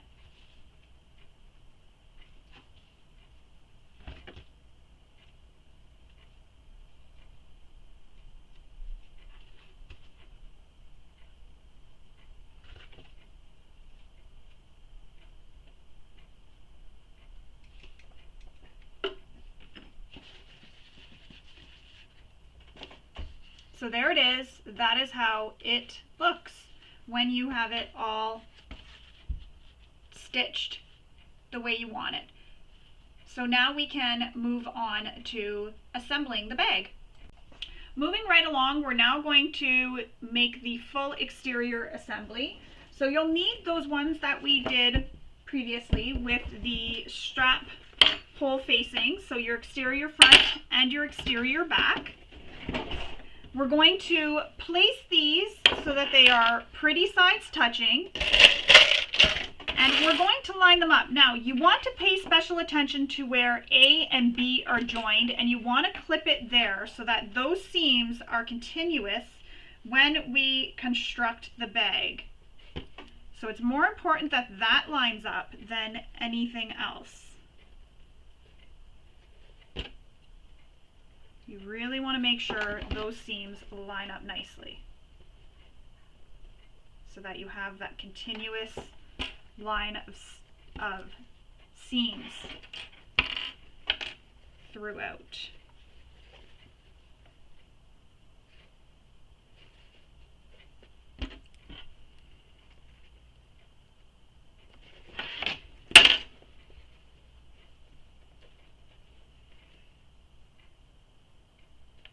So just match up those seams, and I'm trying to make sure mine match up right now. And I'm clipping, and then you're going to clip the bottom edges and match up center points as well. If you have your center points marked, match up your center points. You want everything lined up. Take your time with this so you don't have anything that's shifting later. And you'll notice that this one doesn't have any interfacing on it, so such as foam or fleece. I put my fleece on my lining panel so that the bag still has the structure, but these weren't completed or constructed when I was interfacing. So, and also because we need that cut out there. So I can't add the fleece now because you have pockets and everything in the way, so I can't really add the fleece now. So I needed to add it to something, so I added it to my lining, and then when we add those hidden strap, or no, well, they're not hidden, but the strap hole facings, it'll be okay because it'll go through the fleece as well, and it'll turn right sides out through the fleece, so the fleece won't take up any space or anything, and what's the word I'm looking for? It'll flip right out without the fleece, so I'll be cutting through the fleece. That's what I'm trying to say. But if you look, my holes line up perfectly. And look how cute. That actually looks like a little face. That's hilarious. Looks like a little face. All right, so now what we need to do is we need to sew the sides together. Just the sides, not the bottom or the top. I know I seamed the bottom and top together, but that's just to prevent any shifting on me. I just want to make sure everything stays together and I don't have any issues later. So we're going to sew this with the seam allowance given in the pattern.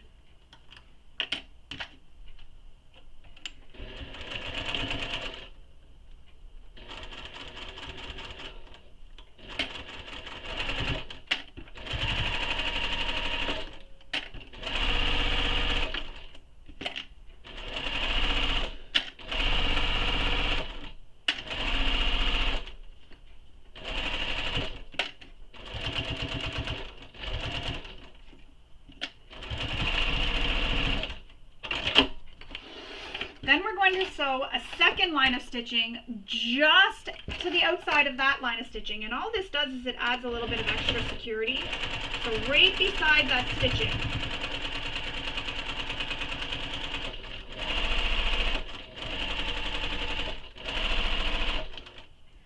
And I'm getting really close. Sometimes I kind of veer over a little bit, and that's okay.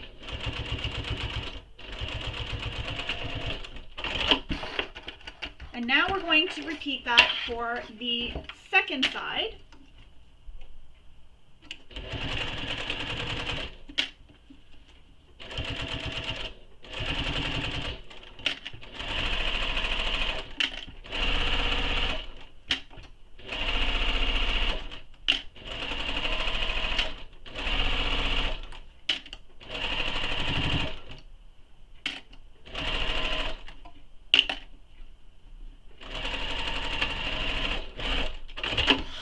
And then back down to sew that second row of stitching.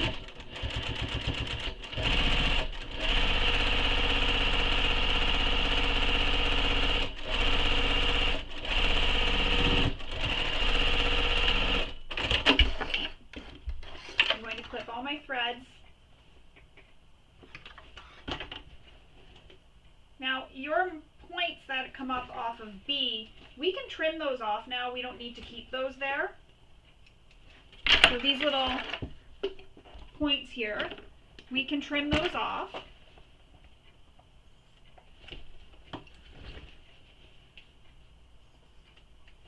Like that.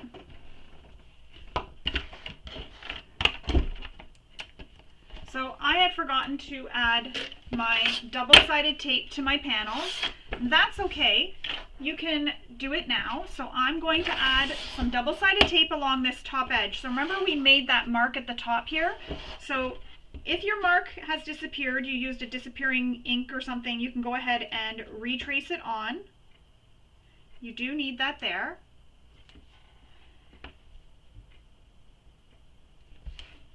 And we're going to just put this tape along the edge there of the above the line on both sides.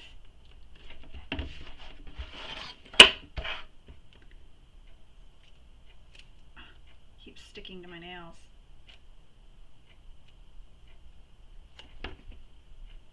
This tape is definitely sticky.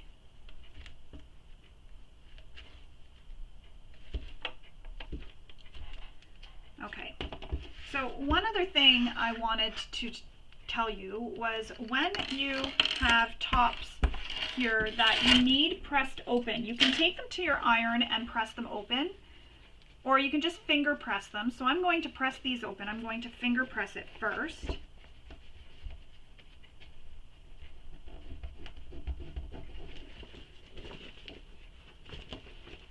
And my seam shifted on the one side, that's okay. So once you have that pressed open just a little bit on the sides here, so I've just finger pressed it open a little bit, you can then take it to your machine and baste across the top edge here. And what that does is that helps hold that seam open for you so it won't fold in when you fold it down.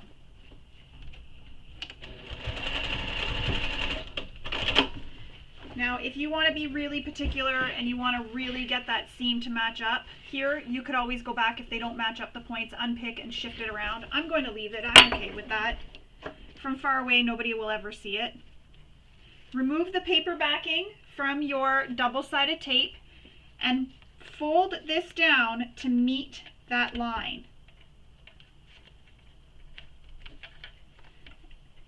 And this is all in prep for a drop-in lining.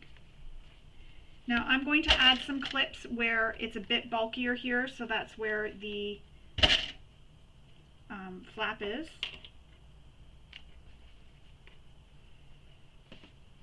So we're just folding this down to meet that line.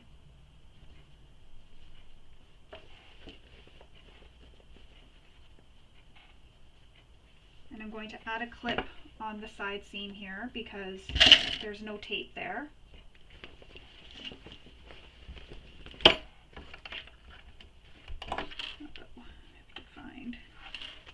There we go.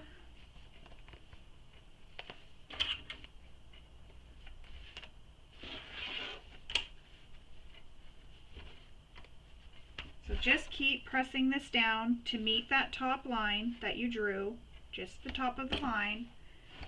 Use clips if you want to help hold it as well, if you're worried that your tape will lift.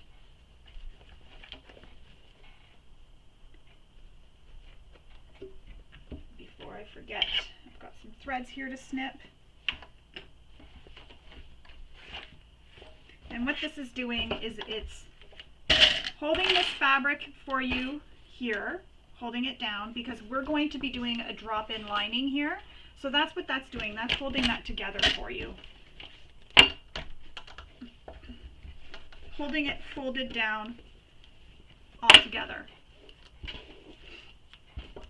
Now that that's done, now we need to attach our bottom panel to this panel here. So what you're going to do is on the bottoms, if you haven't already, mark your center marks. So I'm just going to extend my center marks off, which they are on this one. There we go. Oops. Now we're going to take the center marks on the longer edge of the bottom panel and line it up with the center mark on the longer edge of the main exterior panels. So line up the center marks.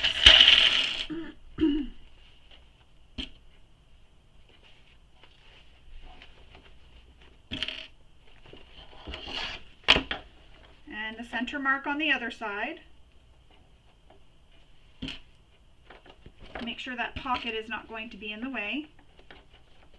You can actually clip it somehow. I don't know. Oh, that works. Then the side panels, so I'm going to do the same thing as what we did up here. I'm going to press them with my hands, and then I'm going to baste stitch it so it stays open.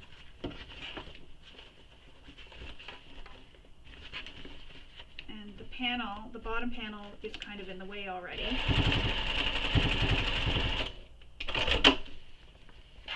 So there's one side.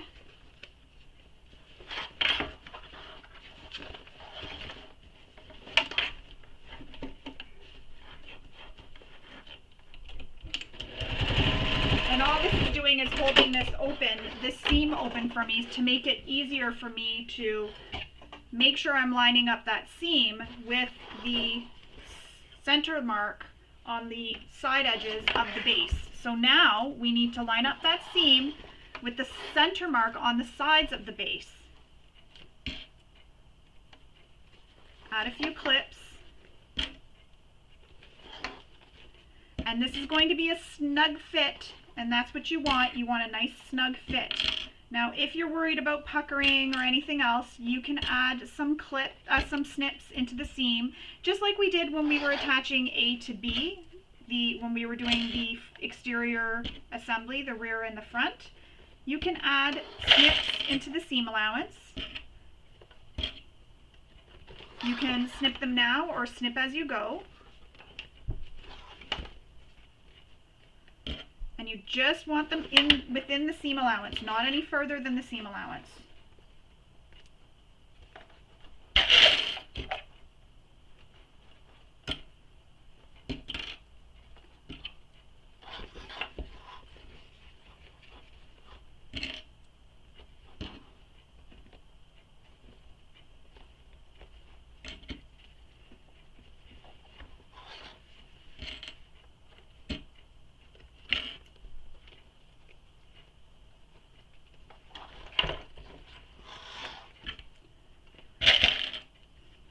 adding more clips just to make sure nothing shifts on me. Going to Clip Town. Clipping away. There we go. You don't need to add as many clips. I just really don't want anything shifting on me because it's going to be hard to hold everything. I'm going to use my extension table. Excuse me for a minute. It will be loud when I open it.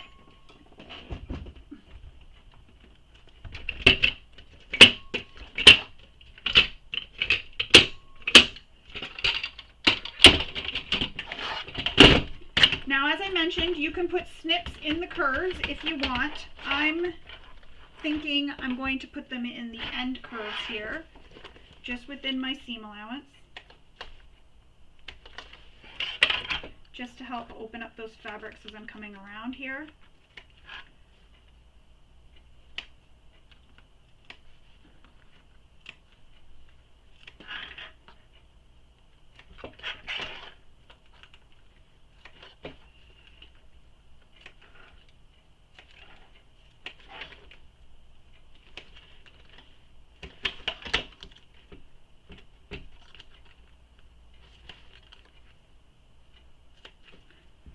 Alright, so now we're going to sew the base to the exterior, and you should have already drawn your seam allowance, so you'll just stitch directly on top of your seam allowance. I'm stitching with my base against the bed of my machine, and I don't have the seam allowance drawn, so I'm just going to stitch following my measurement on the bed of my machine.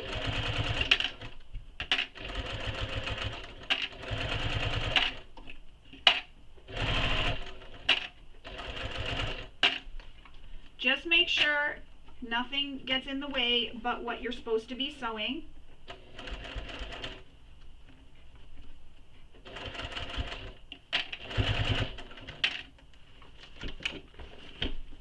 And when you get to where this side seam is, you might find it a little bit hard to get around that because you do have the hardware that's there as well. So just take your time to move everything around when you're coming around that corner, or that sharp curve there.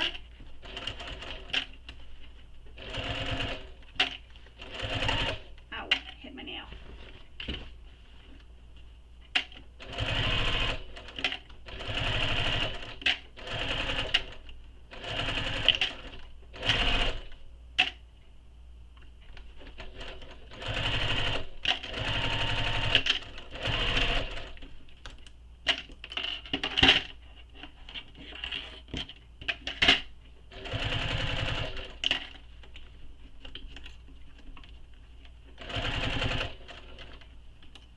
I'm coming back around another curve,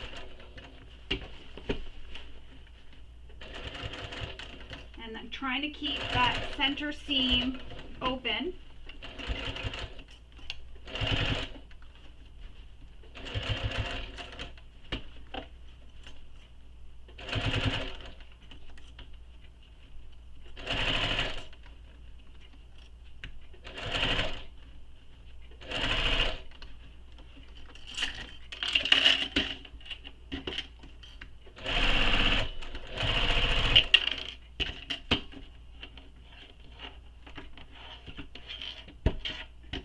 Now I'm going to go around a second time just as we did with the exterior panels,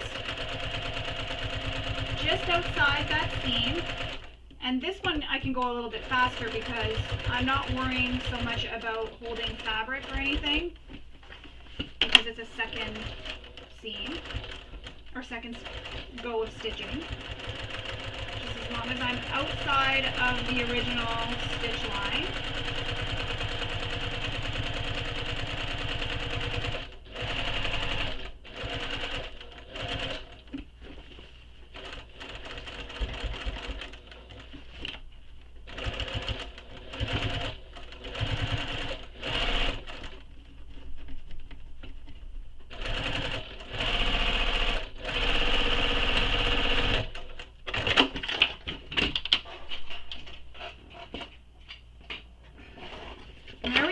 I've stitched all the way around my whole base. It's now attached, I'm just going to pull this out to look and see how it looks from the exterior side before we continue on. Make sure there's no puckers anywhere. If there is, I will adjust, and there is not. Yay! Look at how pretty that looks. What a beautiful base. So now I'm just going to trim that seam allowance down. Excuse me. Just a little bit. I'll use my pinking shears. So I'm going to trim this down. I'm going to stop the camera. You don't need to sit and watch me trim it down. And then I'll come back and we will continue on. We will be doing the, let me see. We will be moving on to the interior slip pocket assembly. So I'm going to trim the seam allowance down and then turn this right sides out, and then we'll come back and go on with the interior slip pocket assembly. Alright, so as I was mentioning, we're going to move on to building our interior slip pocket. And for that, we need piece L, and we're going to need the slip pocket trim.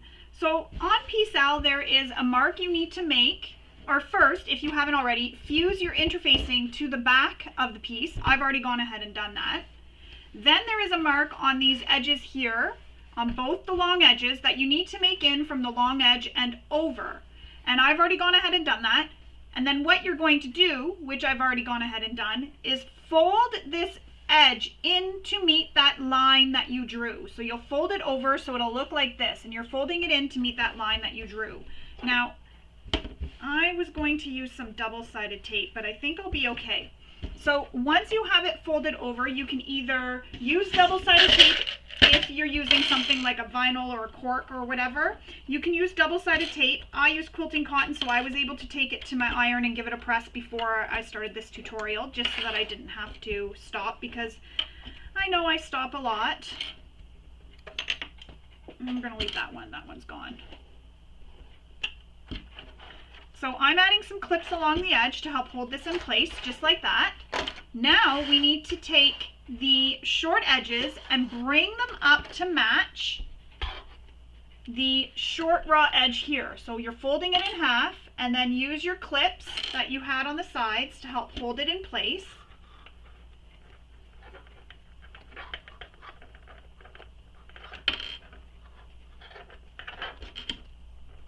So you're going to clip all along the side there.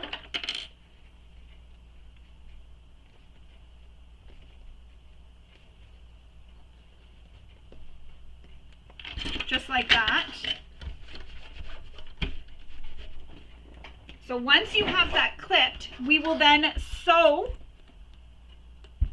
or hang on, I just want to make sure.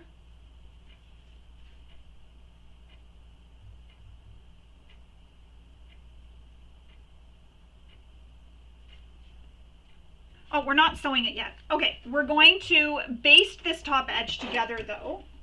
So we're not sewing those side edges. Sorry, I just had to read and make sure I wasn't giving you any wrong information. Now, basting this isn't in the pattern, but I am basting it so that it doesn't shift on me when I add my trim. The side edges will get sewn when we attach this to the bag. Now we need to take our trim, which is K, and we need to mark the center of it, which I've already gone ahead and done. And then we're going to place some double-sided tape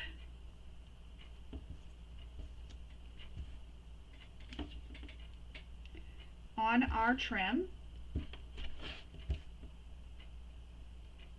And we're going to fold this over that top edge that we just basted together.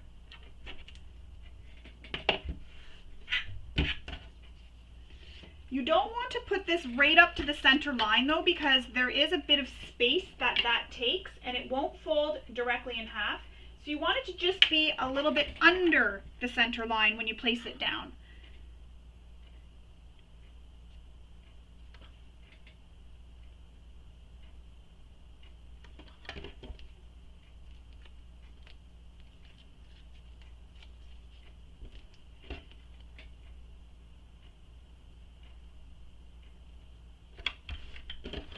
And then I'm going to fold it over to see, and it does match the other side. So now I'm going to fold it over, mine doesn't quite reach all the way to the end. I think I messed up when I cut. Oops.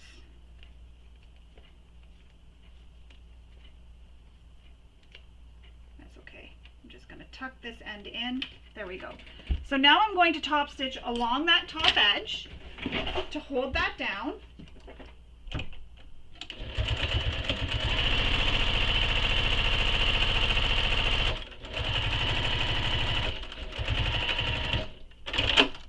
So I've top stitched along that top edge, cut your threads, and then you will have a piece that looks like this.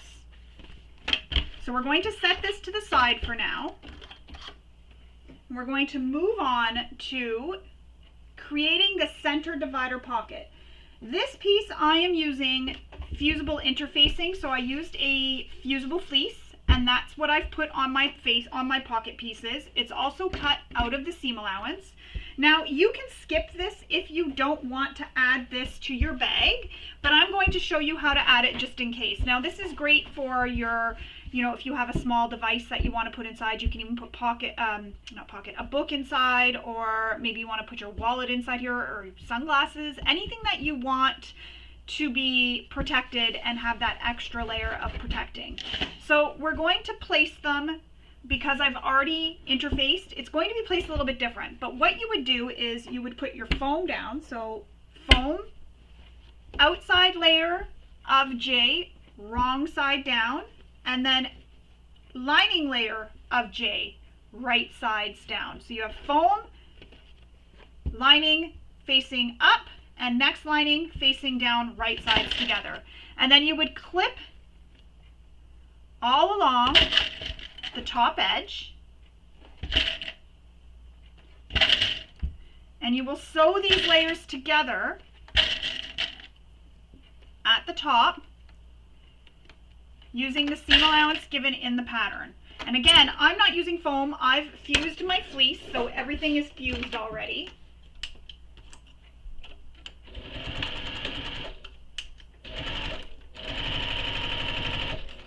And I am out of bobbin, which is fine because I can change it quickly because I already have one pre-wound.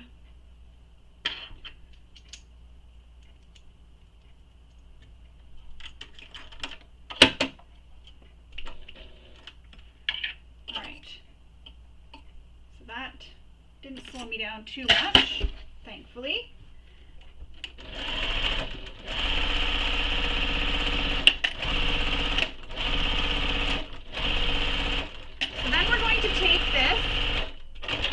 Going to turn it, or sorry, first, before you do that, you will trim the foam out of the seam allowance. Then you'll flip the layers so they are wrong sides together. So when I'm doing this, I like to press this seam open. I just find I get a nicer seam.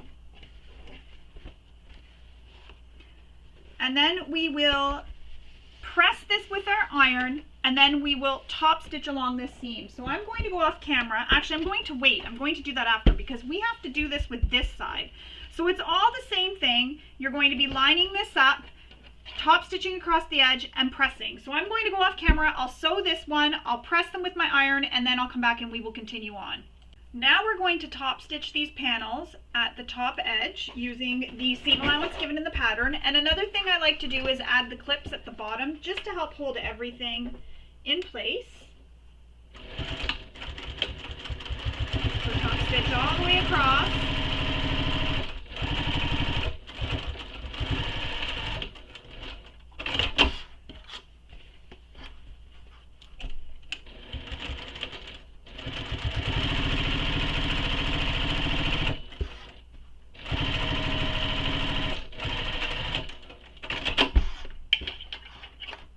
Trim any threads.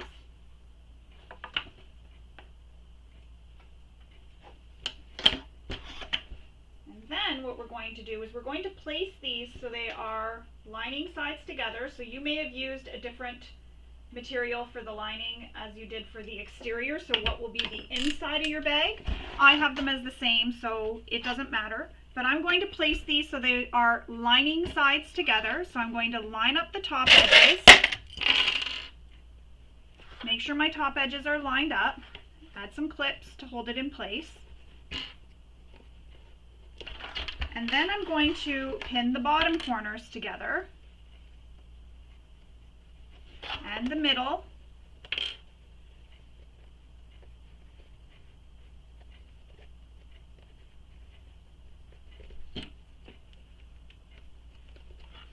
And then the side edge.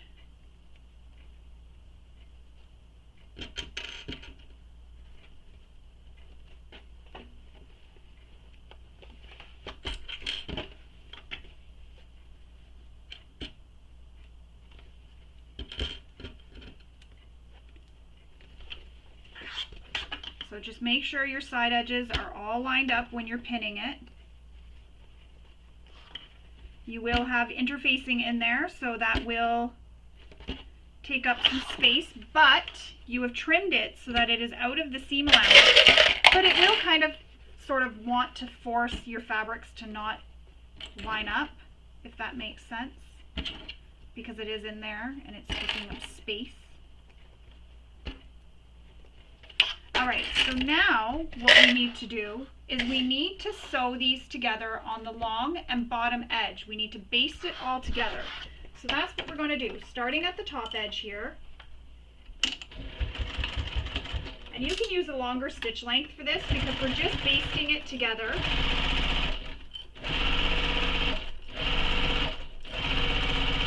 And I'm going to baste the sides together first. Then I'll baste the bottom together.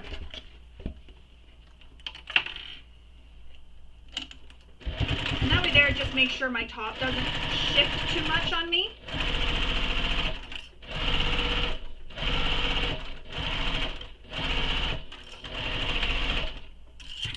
Now I'm going to sew across the bottom edge.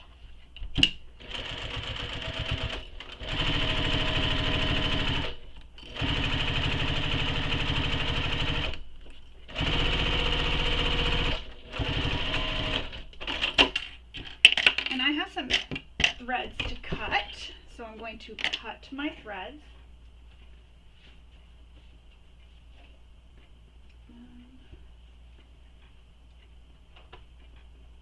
So trimming all my threads up. There we go.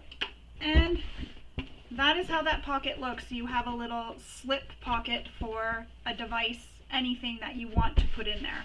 I don't carry around devices usually, so I'll end up using this if I keep this bag for myself for, you know, maybe a water bottle or something in there just to help hold it. I know we have a water bottle pocket, but if I don't want it to leak if I've opened it, because sometimes I find it opens, it leaks a little bit, and especially if I'm carrying more than one, or maybe some snacks in here or something, just like an extra divider for anything extra that I'm carrying around. So now that this is done, we can put this to the side. And now, as I mentioned, we're going to make that H2O sleeve. So you need piece Q and your interfacing, or your piece U, which is called the H2O sleeve trim. You need that. So I'm not using foam, I'm using fleece, and I've already gone ahead and fused it in place, but I'll tell you the step where we need to attach that. So first what we need to do is fold our fabric so the long edges here meet. So you're folding it directly in half, wrong sides together.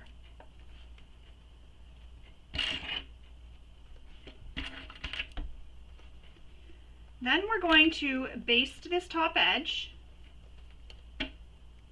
all along the top. You can still use a longer stitch length here because you're just basting it.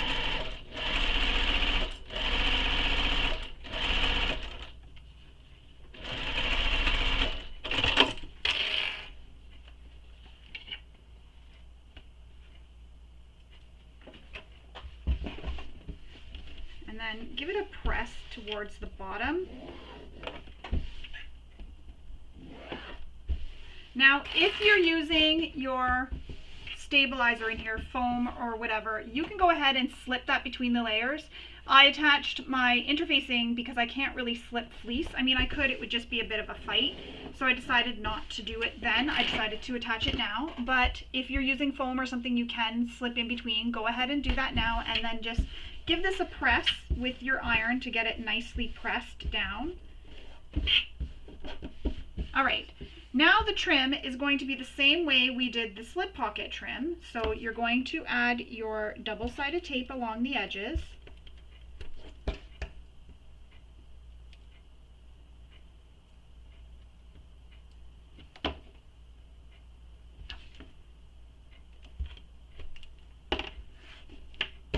Remove the paper backing from one side.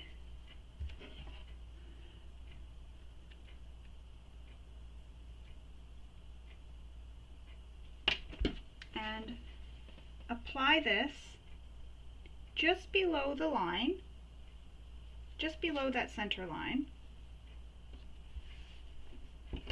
so that when you fold it over, it all lines up. And then fold over the trim. And I like to fold it over on the ends just to make sure it all lines up, and then bring it over and just naturally let it go where it's going, and it should naturally fall evenly, and it looks like that. So now I'm going to top stitch this, and I'm still keeping my long stitch length that I used for basting because that's top stitching length.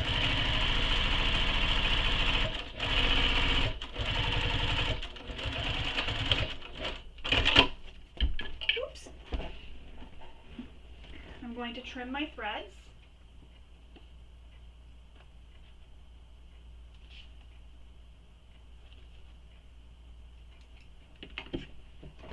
Once you have that trimmed, we're going to, or the threads trimmed, we're going to top stitch the bottom edge of the bottle, the H2O pocket.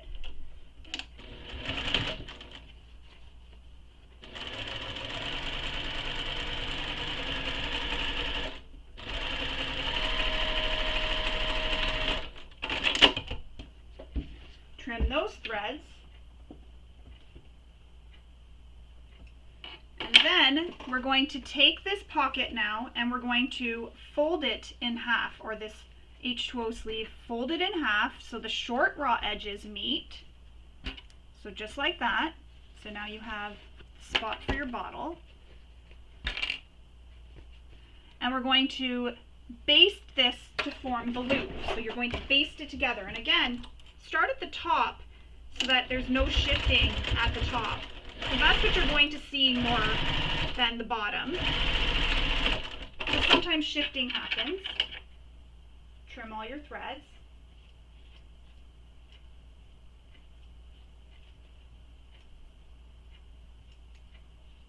I'm even trimming where my fabric has frayed. And that is how it looks right now. So we have this little bottle pocket, and I'll show you. It fits my big Yeti in it nicely, no problem. So I can actually bring that with me whenever I go anywhere. So we're going to set this to the side. We're going to move on to adding the slip pocket to the main lining panel. So here it is. So here's the main lining panel, and here's our slip pocket, and I wrote on this so I know. Now for this, you need to make a mark that is up from the bottom edge and make a line for where the slip pocket is going to be placed. Once you have that line made, we are then going to take your slip pocket, fold it in half so that you can find the center point.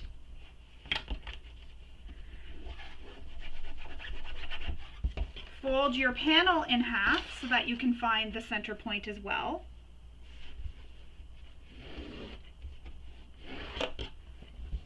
So we have the center points for both. And then you're going to line this up with that line you made from the bottom.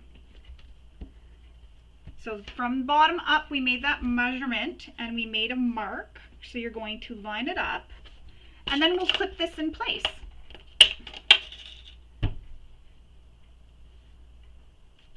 Or pin it in place. I'm going to start down here first so that nothing shifts on me. It's a lot of layers to push through because of the interfacing inside the slip pocket, and I'm bending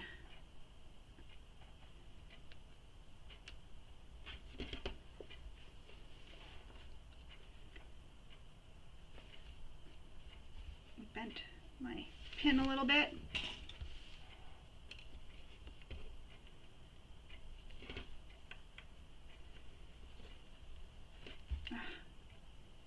Because of all the layers, it's having a really hard time going through. Could just be me though. Okay, so I'm just going to pin the bottom, and now we're going to sew the sides and the bottom edges of the pocket.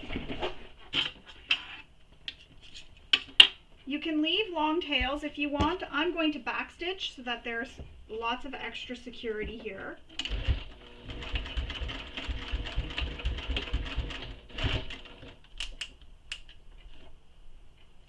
It's right here. Trying not to drop pins everywhere. So stitch all the way down across the bottom.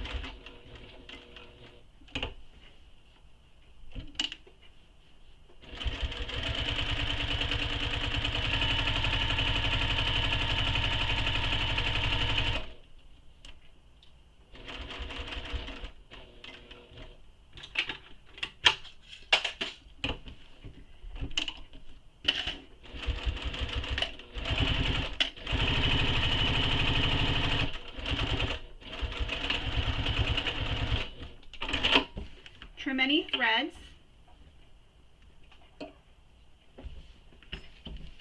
Now you can divide this pocket up how you want. So if you want it to be divided in thirds or just down the center, you can go ahead and do that. I'm going to go down the center because I can see the center mark. And I'm going to do the same thing. I'm going to backstitch at the top.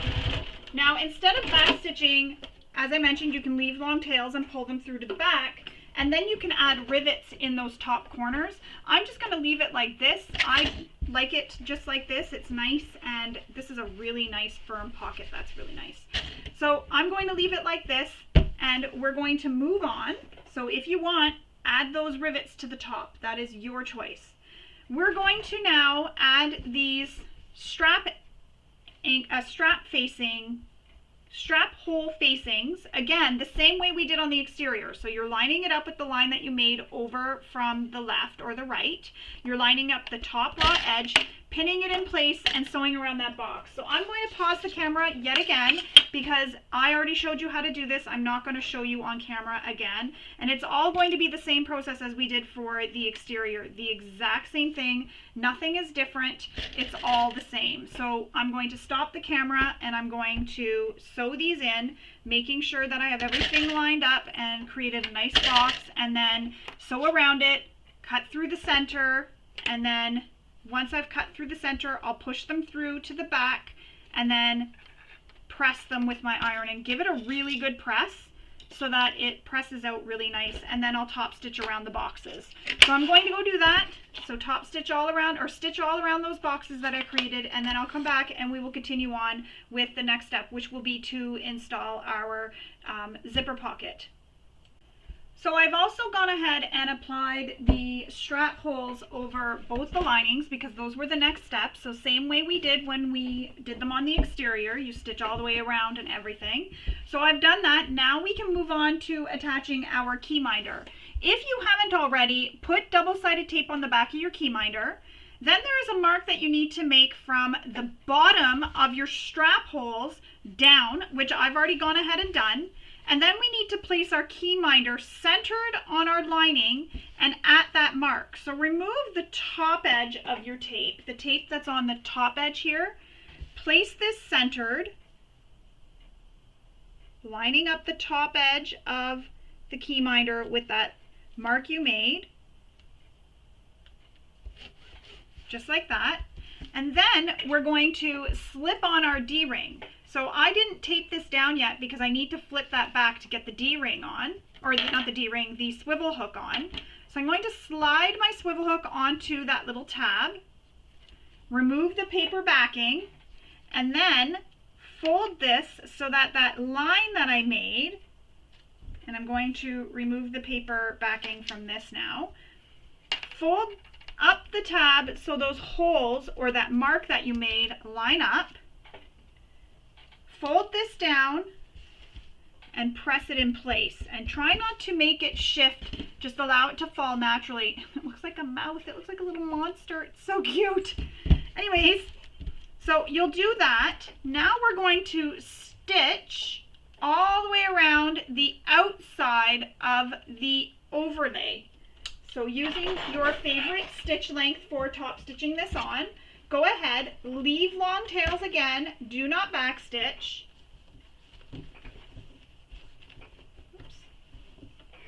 We're going to do the same thing we did with those strap hole facings.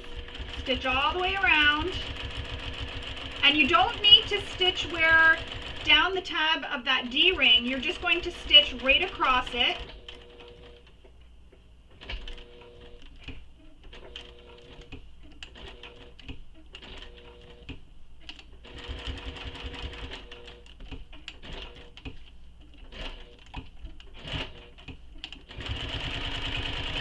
All the way around the outer edge.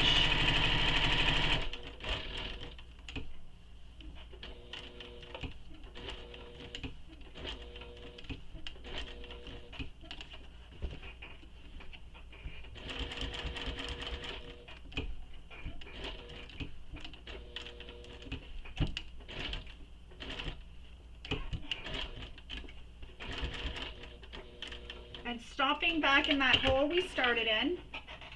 Long tails, pull them through to the back, tie them together,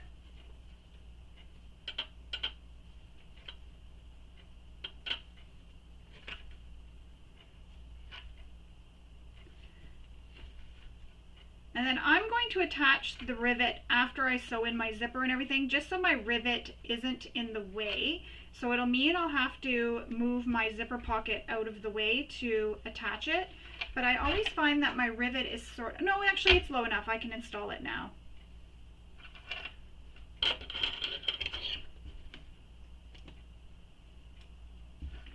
So you want to punch that hole for the rivet, and I already have the hole punched. I'm just using my awl to go through all the layers.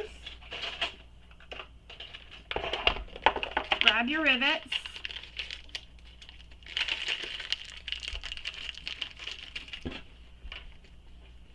And if you don't have a rivet here, or rivets or Chicago screws, so remember I was saying not to worry, you can still use this. What you would do instead is you would sew down here, so you would come here where you did your top stitching. From the top stitching, come down, come as close to the hardware and back up, and then you can sew a little X in that box. And that will help lock in that little key minder there for you, so you don't have to worry about, I don't have rivets or Chicago screws. This just makes it so that you still can add this key minder to your bag without having the rivets or Chicago screws. So now I'm going to just press that together. Put away my press for now. All right. Now what we need to do is we need to, I think I'm skipping ahead. I don't want to skip ahead. I want to follow. So now we need to take this, put it off to the side, and grab out our zipper, the remaining zipper.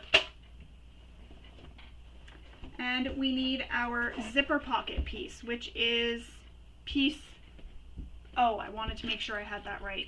I'm going to remove this double-sided tape that I placed on here, just for now, because I'm going to be stitching this to my bag, or to the zipper pocket, and I don't want it getting in the way. Oh, that didn't completely come off. I'll have to put a new line of tape on after. So now with our zipper pocket lying right sides up, so pretty sides up. We're going to take our zipper tape and place it so it is right sides down against the right side of the pocket. And I just want to make sure, I accidentally cut my zipper tape a little too short. So I'm just going to go recut my zipper tape. I'll be right back. I accidentally cut it a little too short. Alright, sorry about that. So I've cut my zipper tape to the right length. Sorry, I accidentally cut it a little too short. And I actually cut it a little bit longer this time, just to make sure. So with your O piece laying right sides up, we're going to place the zipper so it is wrong sides against the right side of the pocket. Clip it along the long edges.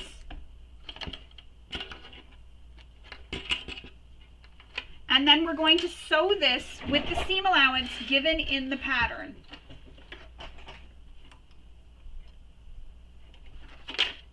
And I need to change my presser foot for this, so I'm going to go ahead and do that.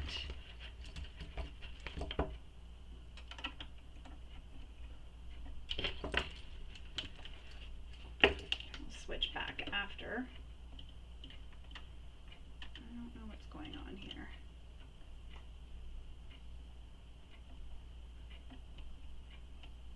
There we go. All right. So we're going to sew this with the seam allowance given in the pattern.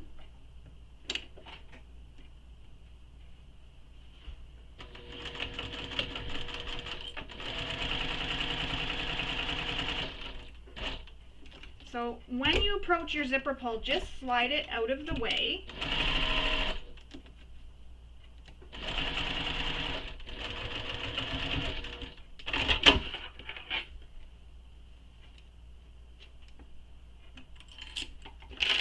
Fold the fabric or press the fabric away from the zipper tape. And now, with your pocket facing right sides up again, we're going to bring this end of the zipper tape that's not attached up to meet that top short edge of the zipper pocket. Clip it in place.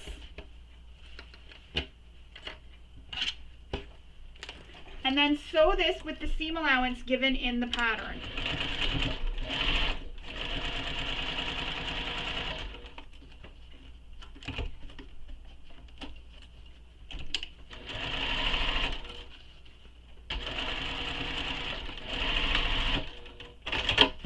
You're then going to do the same thing, fold this so the fabric is away from the zipper. Just like that. And now we're going to place this so that the zipper tape is at the top, and when it closes to the left. If you want it going to the right, you can have it going to the right. That's just a personal preference. And then we're going to cut along the bottom edge of the pocket to separate it.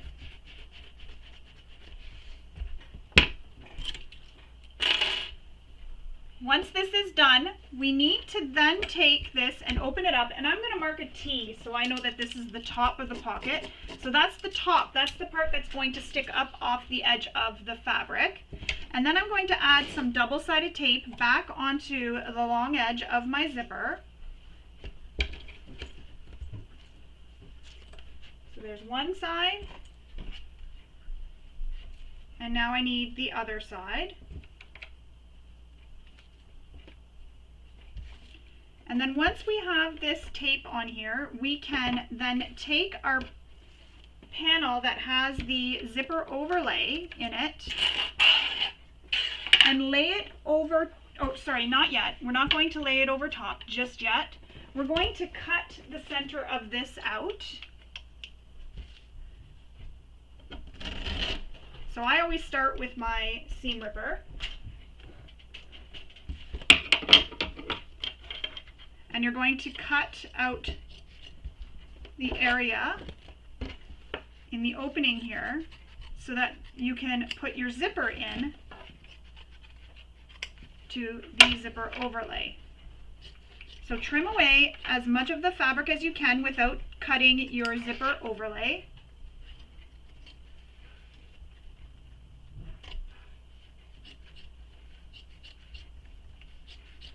So trim all the way across.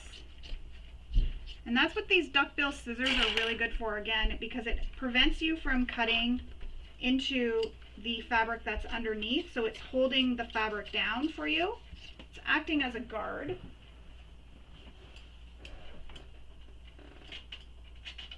Scissors are stuck on my finger. Oh, I got a thread here I need to trim. Now we can take this pocket again, and remember, you marked a T, so that's what you want at the top right now. And you're going to center this onto or into that opening, that zipper opening that you made. You're going to center it and press it down just like that. So get it centered in the hole. And then what I like to do is add a couple of clips and a pin to the bottom edge, just to make sure my pocket doesn't come up underneath when I'm sewing. So just like that. Now we're going to sew around the zipper all the way around this zipper opening here. So we're going to stitch around that. And again, leave long thread tails, and then we'll pull them through and tie them off in the back when we are done. Oops, I didn't mean to do that. Trying to get long thread tails. So long thread tails, and we'll pull them through to the back when we are done.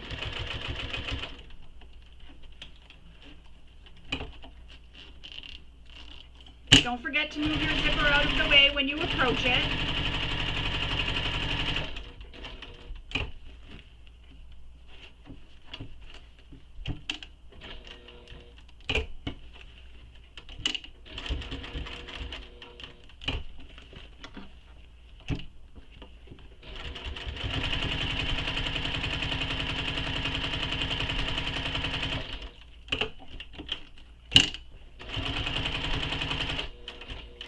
If you're using something that's a busier print for your overlay, you can backstitch if you want, because you won't see the backstitching as much on a busier print. So you can definitely backstitch if you want. Don't forget, stop in the same hole you started in. Now we're going to pull these threads to the back and tie them off. Put them in pairs and tie them off.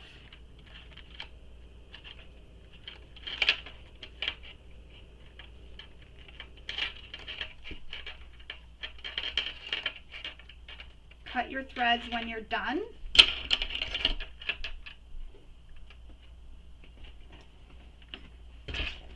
Flip it over, remove any clips or pins that you have. Now we're going to bring the top part of the pocket down to meet the bottom edge, and then we're going to sew this pocket closed.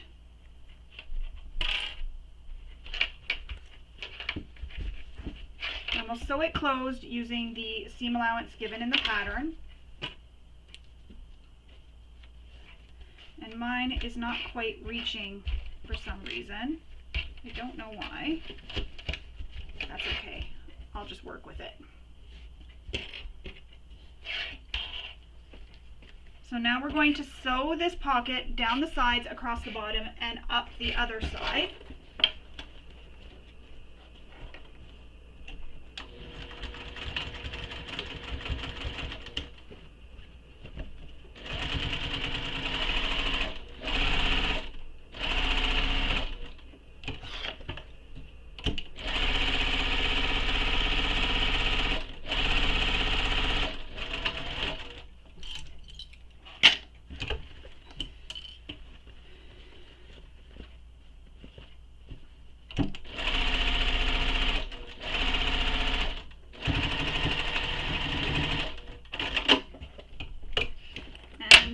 That is how it'll look when you have sewn your pocket in.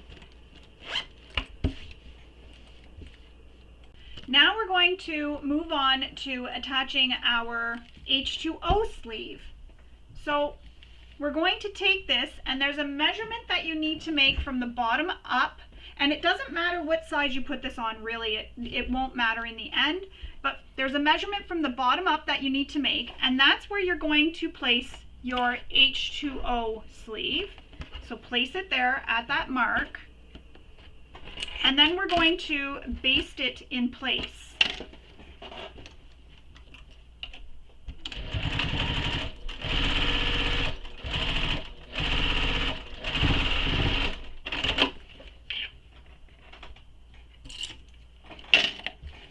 So there it is, it's basted to the side of the panel. Now we're going to do the interior assembly. So taking your panel that is here, the pocket, the one with the pocket, and leaving it against this panel. So you're going to place it against this panel. You're going to line up the side edge.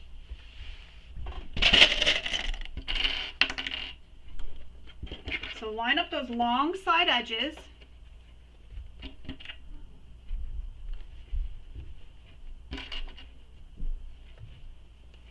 And just so you know, it doesn't go even with the bottom because of the angle that this is on, the side edges are on. It will not be even with the bottom.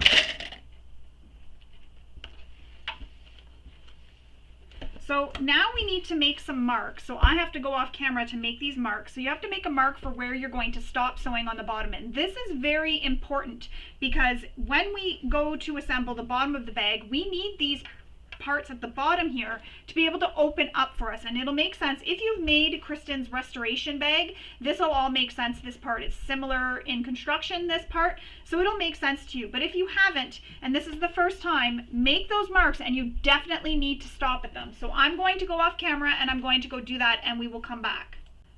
So I've made those marks. Now we're ready to start sewing, and where that mark is that you made at the bottom here, you're going to stop sewing there. So don't go past that mark, leave that mark.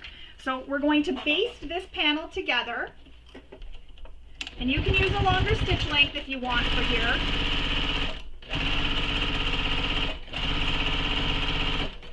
And again, don't go past that mark, just go right up to it. Now we're going to take the other lining panel and we're going to put it on top to create a sandwich. So we're going to place this remaining lining panel right sides together. You're going to line up the side edges all the way from the top down. And for this panel, I made the mark on the wrong side so I can see where to start and stop. We're going to sew starting at the top, and we're going to sew all the way down this panel to that mark we made. So don't forget to stop at that mark you made.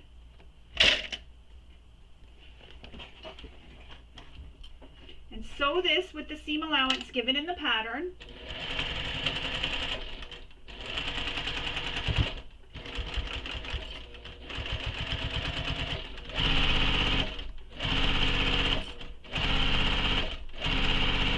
And if you used foam in that center divider and you're finding it's hard to get an accurate seam allowance, what you can do is switch to a zipper foot, and a zipper foot will help you get nice and close without stitching over top of the, without moving your foot off and stitching over top of the foam. So now we need to attach this side so that it's attached the same way and we have one lining piece. So open it up, you have a piece that looks like this. Take your divider pocket and bring it over to the lining panel that is underneath. Clip it in place, so match up the corners and clip it in place. So I matched up the bottom edge, and now I'm going to clip it all along the side edge here. And again, there's a lot of bulk, so if you need to, switch to a zipper foot to help keep your seam allowance even for this step. And I'm going to start at the bottom where that mark is.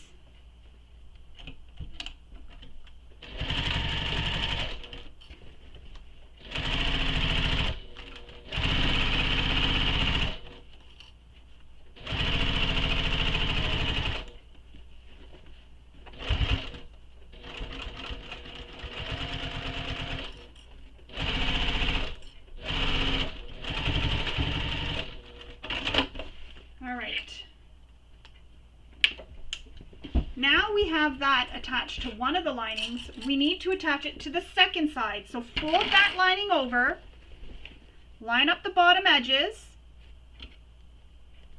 clip it in place, line up the top edges, and it's going to seem squished. It's going to make your bag kind of squished right now, and that's okay. Let it be squished.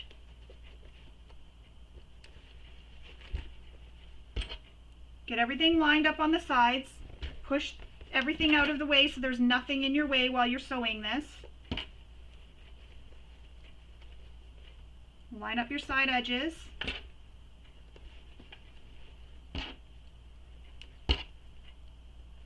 And now we're going to sew this with the seam allowance given in the pattern. Again, going or starting where that mark was that we made. So you have to stop at that mark or start at that mark in order to be able to sew the base on after.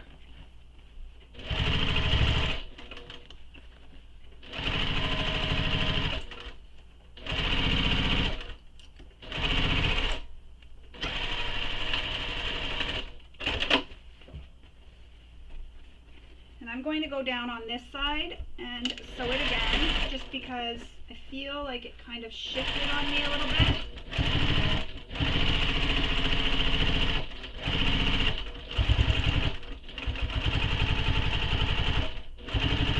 Or maybe it didn't. No, it was good. I don't know. It was good all the way down. So remember on our exterior, I had you baste these seams open.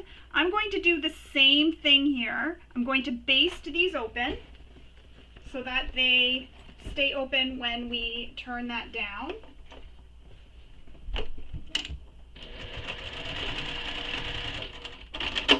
And you can do the same on the bottoms too. You can push those open and baste it as well.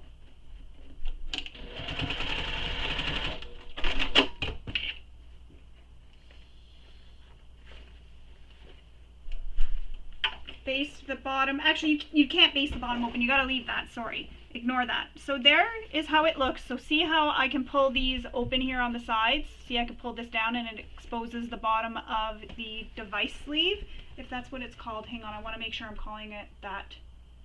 Interior slip pocket, sorry. The interior slip pocket. So that's how it looks. Now, we have these lines that we made on top of our lining panels from the top down, and we need to do the same thing as what we did on the exterior. You need to add some double-sided tape to the panel on that line to help hold it down.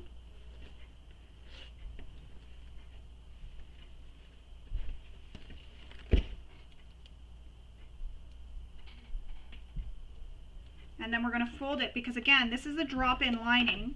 So this here is going to help us have a nice edge for our drop-in lining. If you've never done a drop-in lining before, I promise it's not hard at all. And it does give a really nice look to the bag too, and it makes it easier because sometimes we make bags that are a little bit harder to turn because, say, hardware we've put on. Then it's a good option to do a drop-in lining so that you can not have to worry about birthing the bag with all that hardware, or for example this one needs to be drop-in because of the way it's constructed. So we're pressing this down, top edge down to meet that line that we made all the way across, pulling back the tape and holding it together. If you need to, just like we did on the exterior, you can add some clips to help hold it in place. So a couple of clips.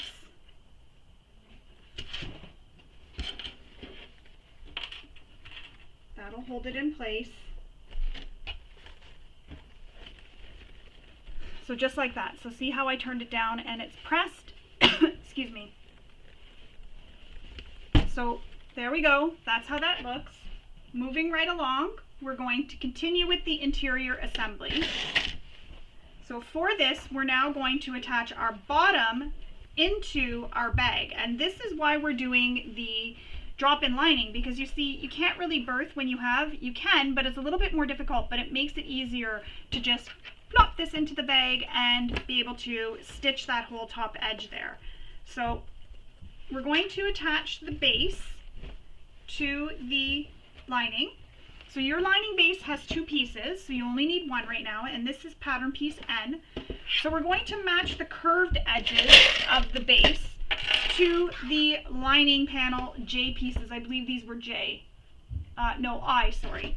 So you're going to match the center mark on your N piece to the center mark on your lining interior piece, the lining main panel piece. Clip it in place, go around the whole entire curve, all the way around, until you get to the corner here.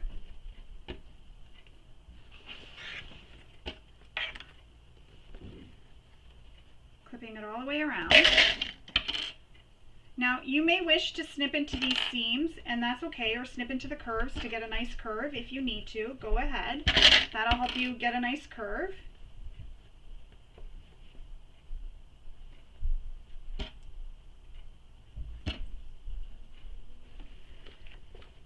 I'm going to grab out my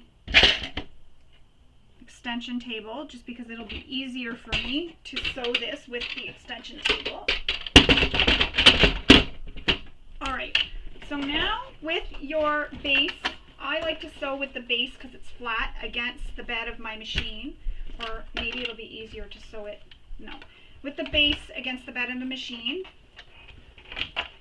And you kind of have to wrangle this a little bit and squish it down.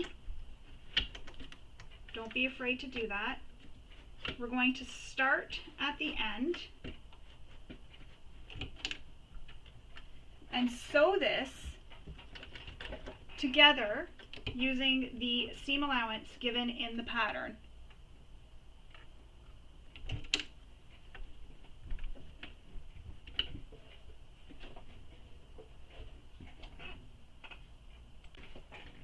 So back stitch first, and make sure everything is staying flat under your needle.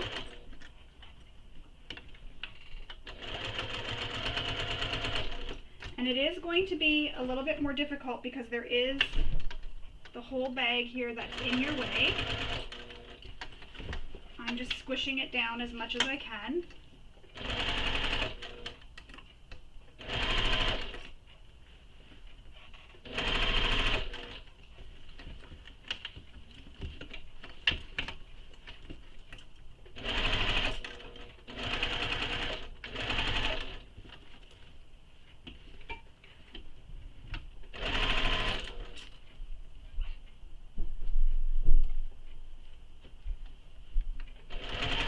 Go all the way around that curve.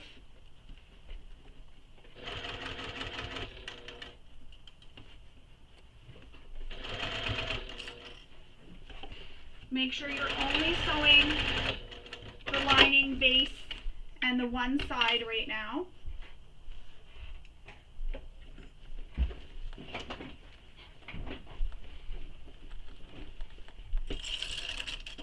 I'm going to move my extension table just over here for now, and we're going to repeat that for the other side of the base. So we're going to repeat that all. So line up those center marks, and then once we have this all done, we'll trim back the seam allowances on these 2 curved edges.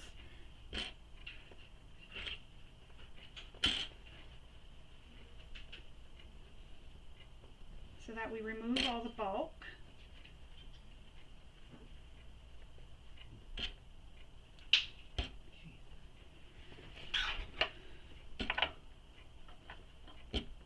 So just clip it all the way around.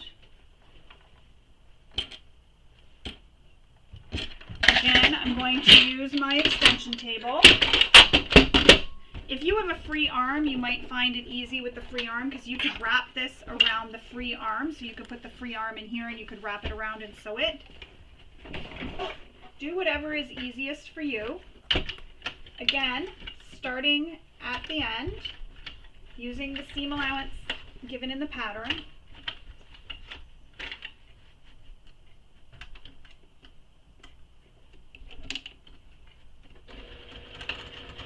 forget to backstitch at start and stop.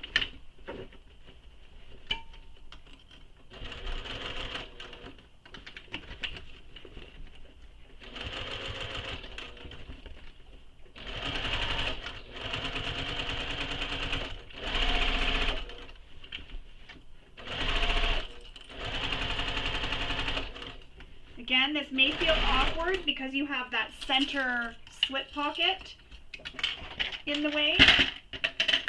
So just move the fabrics around so that you can get the accurate seam allowance. The zipper foot can be helpful here as well.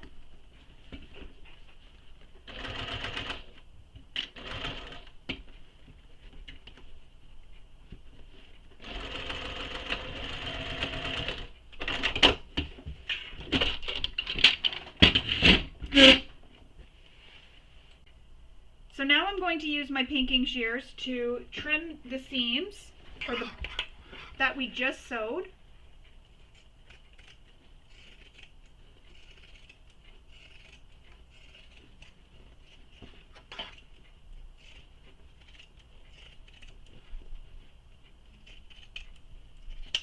So cut them down. This will help reduce the bulk.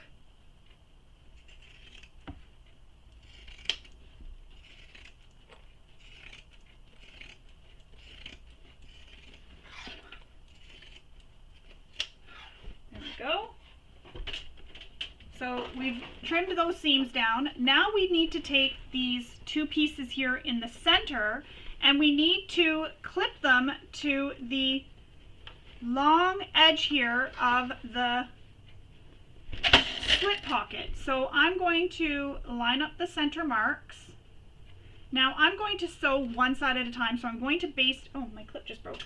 I'm going to baste the first edge, the first long edge together first, then I'm going to attach the second edge, and that way there it makes sure that this doesn't slip out of the seam on me,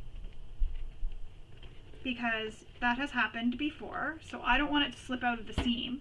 So I will do that first. I'll baste it in place. So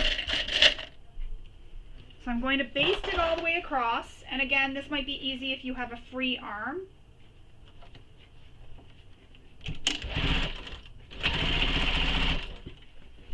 Make sure that nothing else is under there right now. Just the panel you're basting and the center slip pocket. I know my machine's not got a free arm, but I'm trying to use this end like a free arm. Alright, so now that's basted in place. Now we can clip the other end. So line up the center marks and then clip it in place all the way across, and you'll sew this with the seam allowance given in the pattern.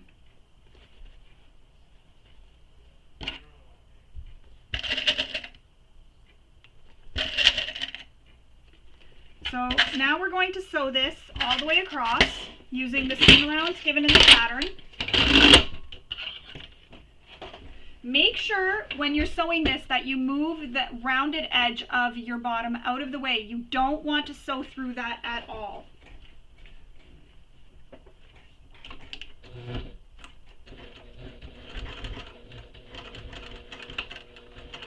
And I'm just being careful because I can hear that there's a lot of bulk, so my machine's kind of giving me that noise telling me there's a lot of bulk there. You can tell by the way it sounded when I started.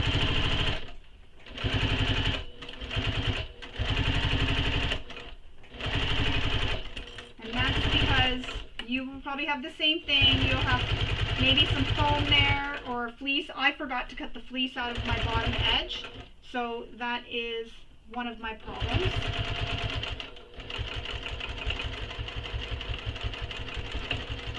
And so now we have that sewn. Now we need to trim this seam allowance back.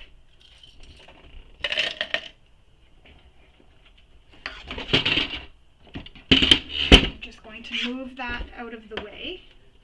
Now we need to trim this seam allowance. and I can't do it with these scissors. I find sometimes the pinking shears aren't very easy to snip through. These ones are definitely sharper and easier to use. Uh-oh, and I'm going to show you something that I see here. I accidentally attached my base here to the bottom. So it's good that you see this, because now what you're going to see is how I'm going to fix that. So I'm just going to unpick these stitches from this edge. I thought I had it, but I didn't. So as I'm going along, I'm going to re-clip it.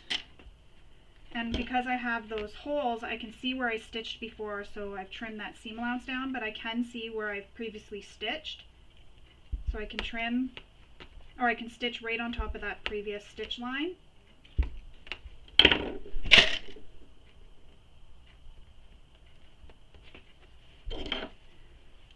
That was because that was under my presser foot.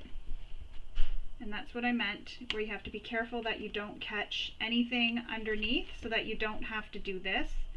So it's nice that you see this, that again, even I make mistakes. And once this is fixed, no one will ever know what had happened during construction.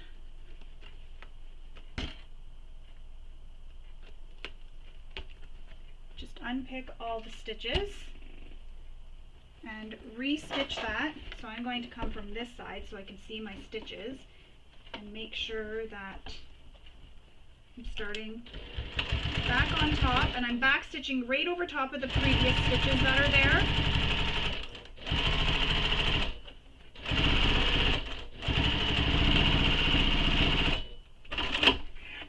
And there we go. All fixed. Oh, of course they would dump those here. What are the chances that it would do that?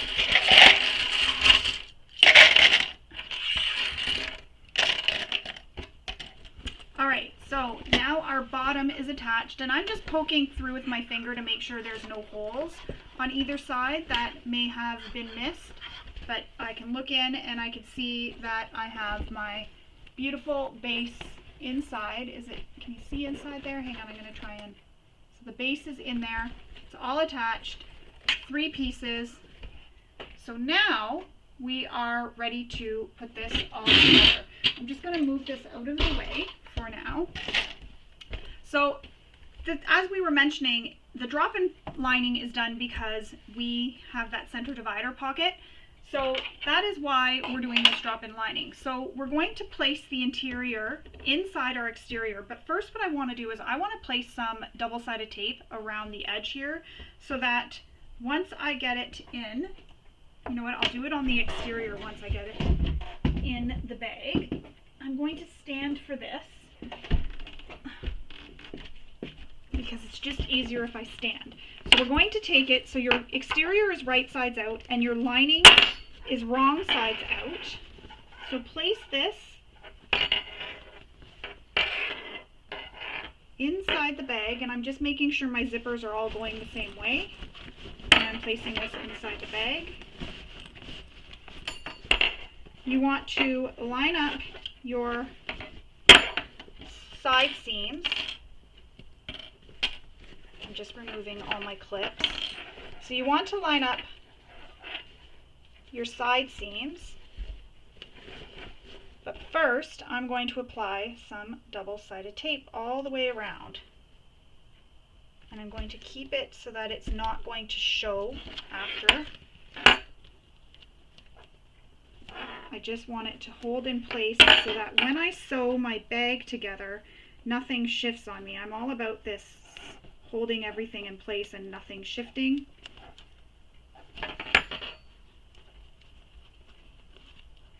So I'm just taping all the way around inside my bag.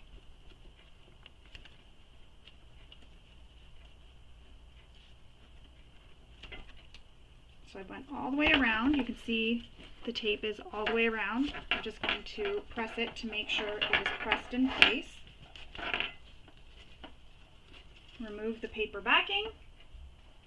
Now we're going to line up the side seams. So line up your side seams of your lining and your exterior.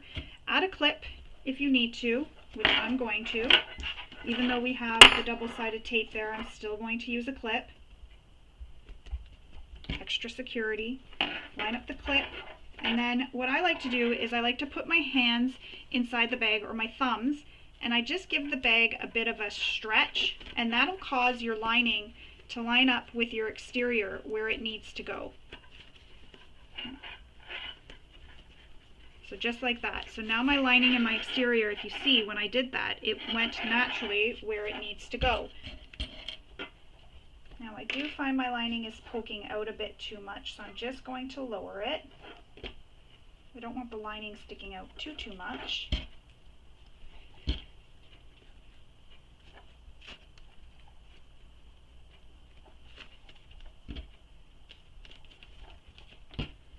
And because we can't put clips along where the flap is, it's nice that we have that double-sided tape there. So I'm just pinning all the way around, making sure my lining stays lined up with the top of the bag. And same thing on this side. I'm going to line up the top edge of the lining with the top edge of the exterior. So you can see here I've lined it all up, all the way around, and I'm going to add some clips to help hold it in place.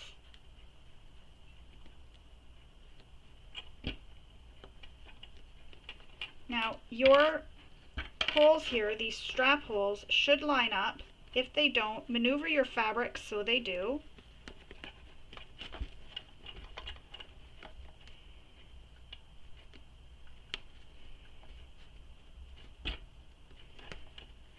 So they should essentially all meet up.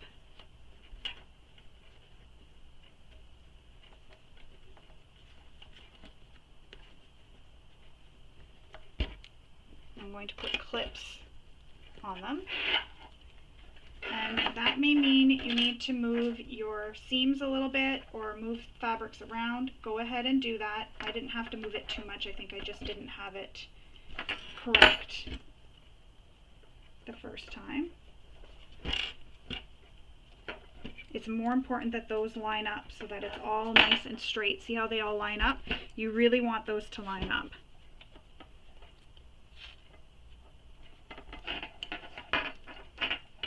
So now I need to work on lining up my exterior side one, the back ones, sorry.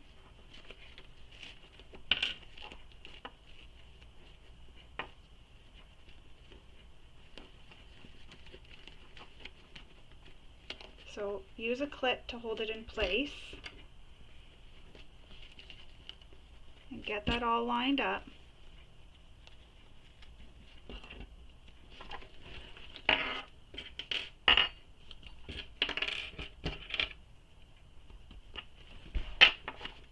And on this side as well, use a clip to help hold it in place.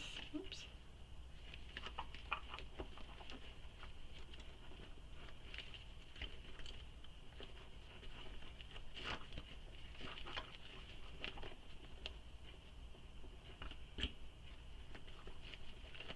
You really want these to be lined up.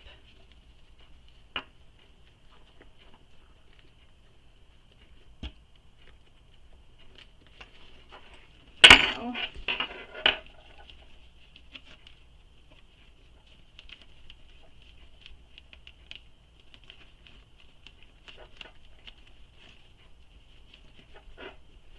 much better.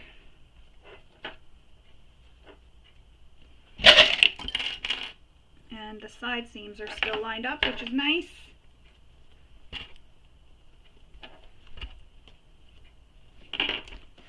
So we want those holes to stay lined up just like that when you're clipping everything together. You want to make sure those holes are all lined up so that nothing is awkward or looks awkward when the bag is put together. Now what we're going to do is top stitch around the entire bag. So we'll top stitch around the entire edge of the bag. Check your bobbin. Make sure you have enough bobbin thread in there. Now I know I just changed it not too long ago, so I'm good. I'm going to start on a side seam. Now you can do what we were doing previously, which was leaving long thread tails. I'm just going to back stitch here.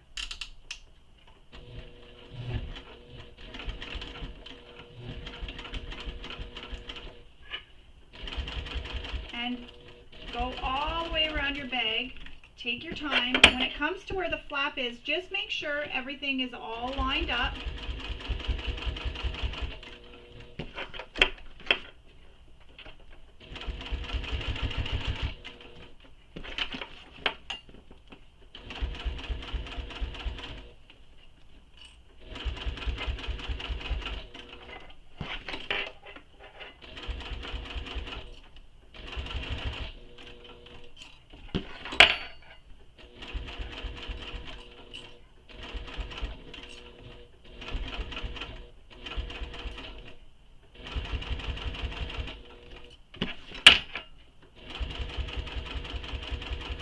So I'm just top stitching all the way around the bag.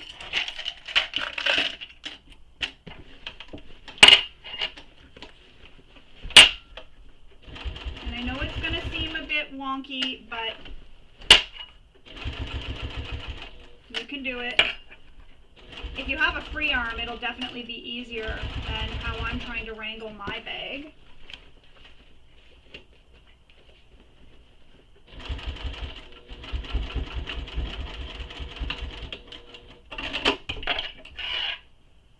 Trim any threads.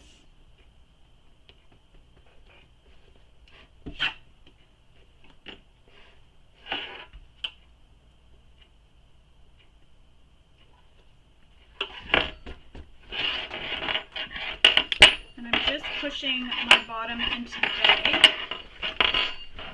Now we have those clips here holding the, I'll call them eyes.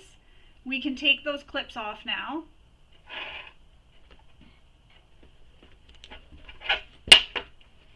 So we're going to take them off, and now we need to make that strap. I'm using webbing, but if you're making a strap, you're going to fold it the same way you folded your connectors. So remember how we folded it into the center? So I have a piece of fabric here. Where is it? Where I thought I did. Yeah, right here. So I have a small little scrap piece of fabric. So remember how we had our connectors? We folded it in half, then we folded it into the, not our connectors, our zipper tabs, and then we folded the fabrics in to meet in the center, and then we folded it in half again. That's the same thing you want to do for your strap. You're going to make a mark down the center if you're using vinyl quilting or faux leather, something you can't press, but if you're using a quilting cotton, fold them in half, the whole length of the strap directly in half. Then take your fabrics and the long edges, you will fold it in towards the center, but don't fold it directly into the center so it meets. Leave about a 1/16 of an inch gap so that you don't end up with bulk in that folded edge. Once you have them pressed in towards the center, fold it in half again on the entire long edge so you get a piece like this. If you're using quilting cotton, you'll want to fold your short edges down using the measurement that Kristen gives in the pattern. So both short edges, both ends down, before you fold your strap the way I showed you. All right, so now we need to attach the strap to our bag. So have your bag facing right sides up. Feed your strap, one end of your strap, through to the wrong side or the back side, and making sure the strap is not twisted, feed the other end through. Flip it over.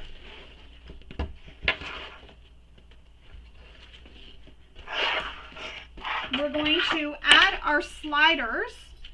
So slide one end of the slider through, just like that. So you're going to go up over the center bar and back down through over that center bar. Then you're going to take this and feed it through your rectangle ring, and you want to come back through your slider. So it's going to seem a little bit wonky. So make a bit of extra space here. Bring this up through the slider. So I'm holding the slider this way. You want to come through the side that's closest to the top where the strap came out. Then bring it over the center bar and clip it in place. because we're going to sew this using the seam allowance given in the, or not seam allowance, but using the measurement that the pattern gives. You're going to bring it over the webbing, just like that, over the slider, and then we're going to stitch that in place. So repeated, we have one slider on already. Bring this down and rectangle ring. You're coming, have your rectangle ring like this. You're going to come through the rectangle ring and up.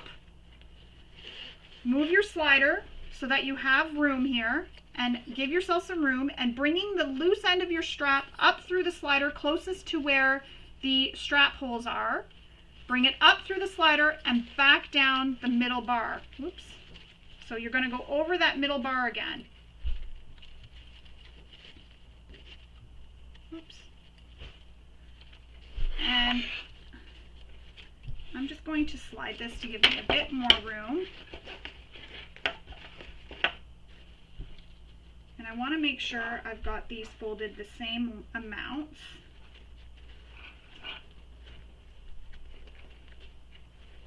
I do. Clip it in place, so add some clips. And you can check before you sew to make sure that this is the correct orientation by giving the straps a little bit of a pull. So you just kind of pull on them and see, just like that. And it does hold, so I know I've got that put together correctly.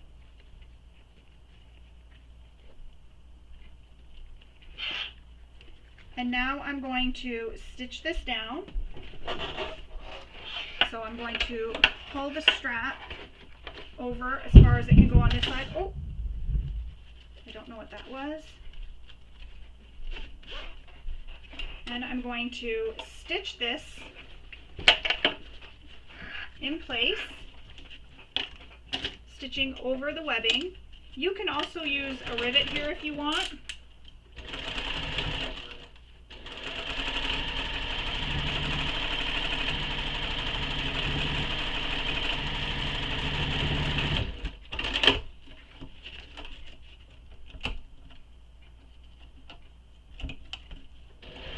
So I'm going to sew 2 rows of stitches back and forth over the strap, just to really make sure it's locked in.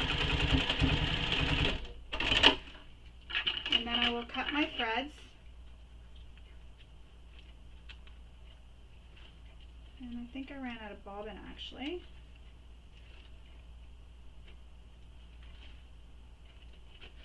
I think I might have ran out of bobbin. Nope.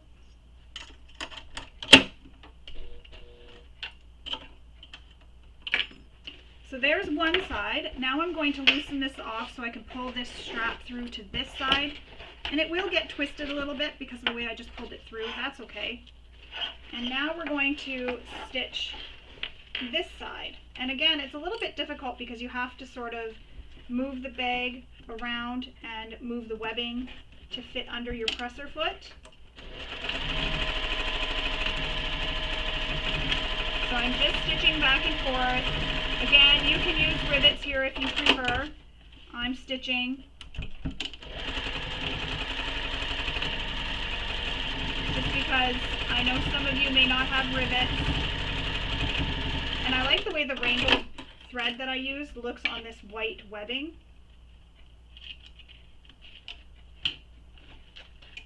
I may go back later and add some rivets. We'll see how I feel. I don't need to do that on camera though.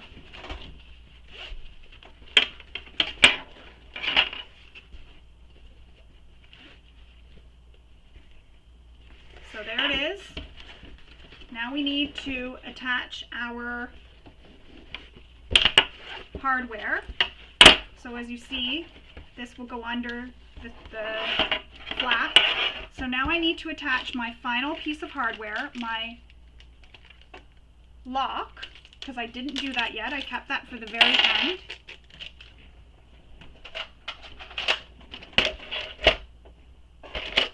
So I'm going to use some glue as well to help hold it in place.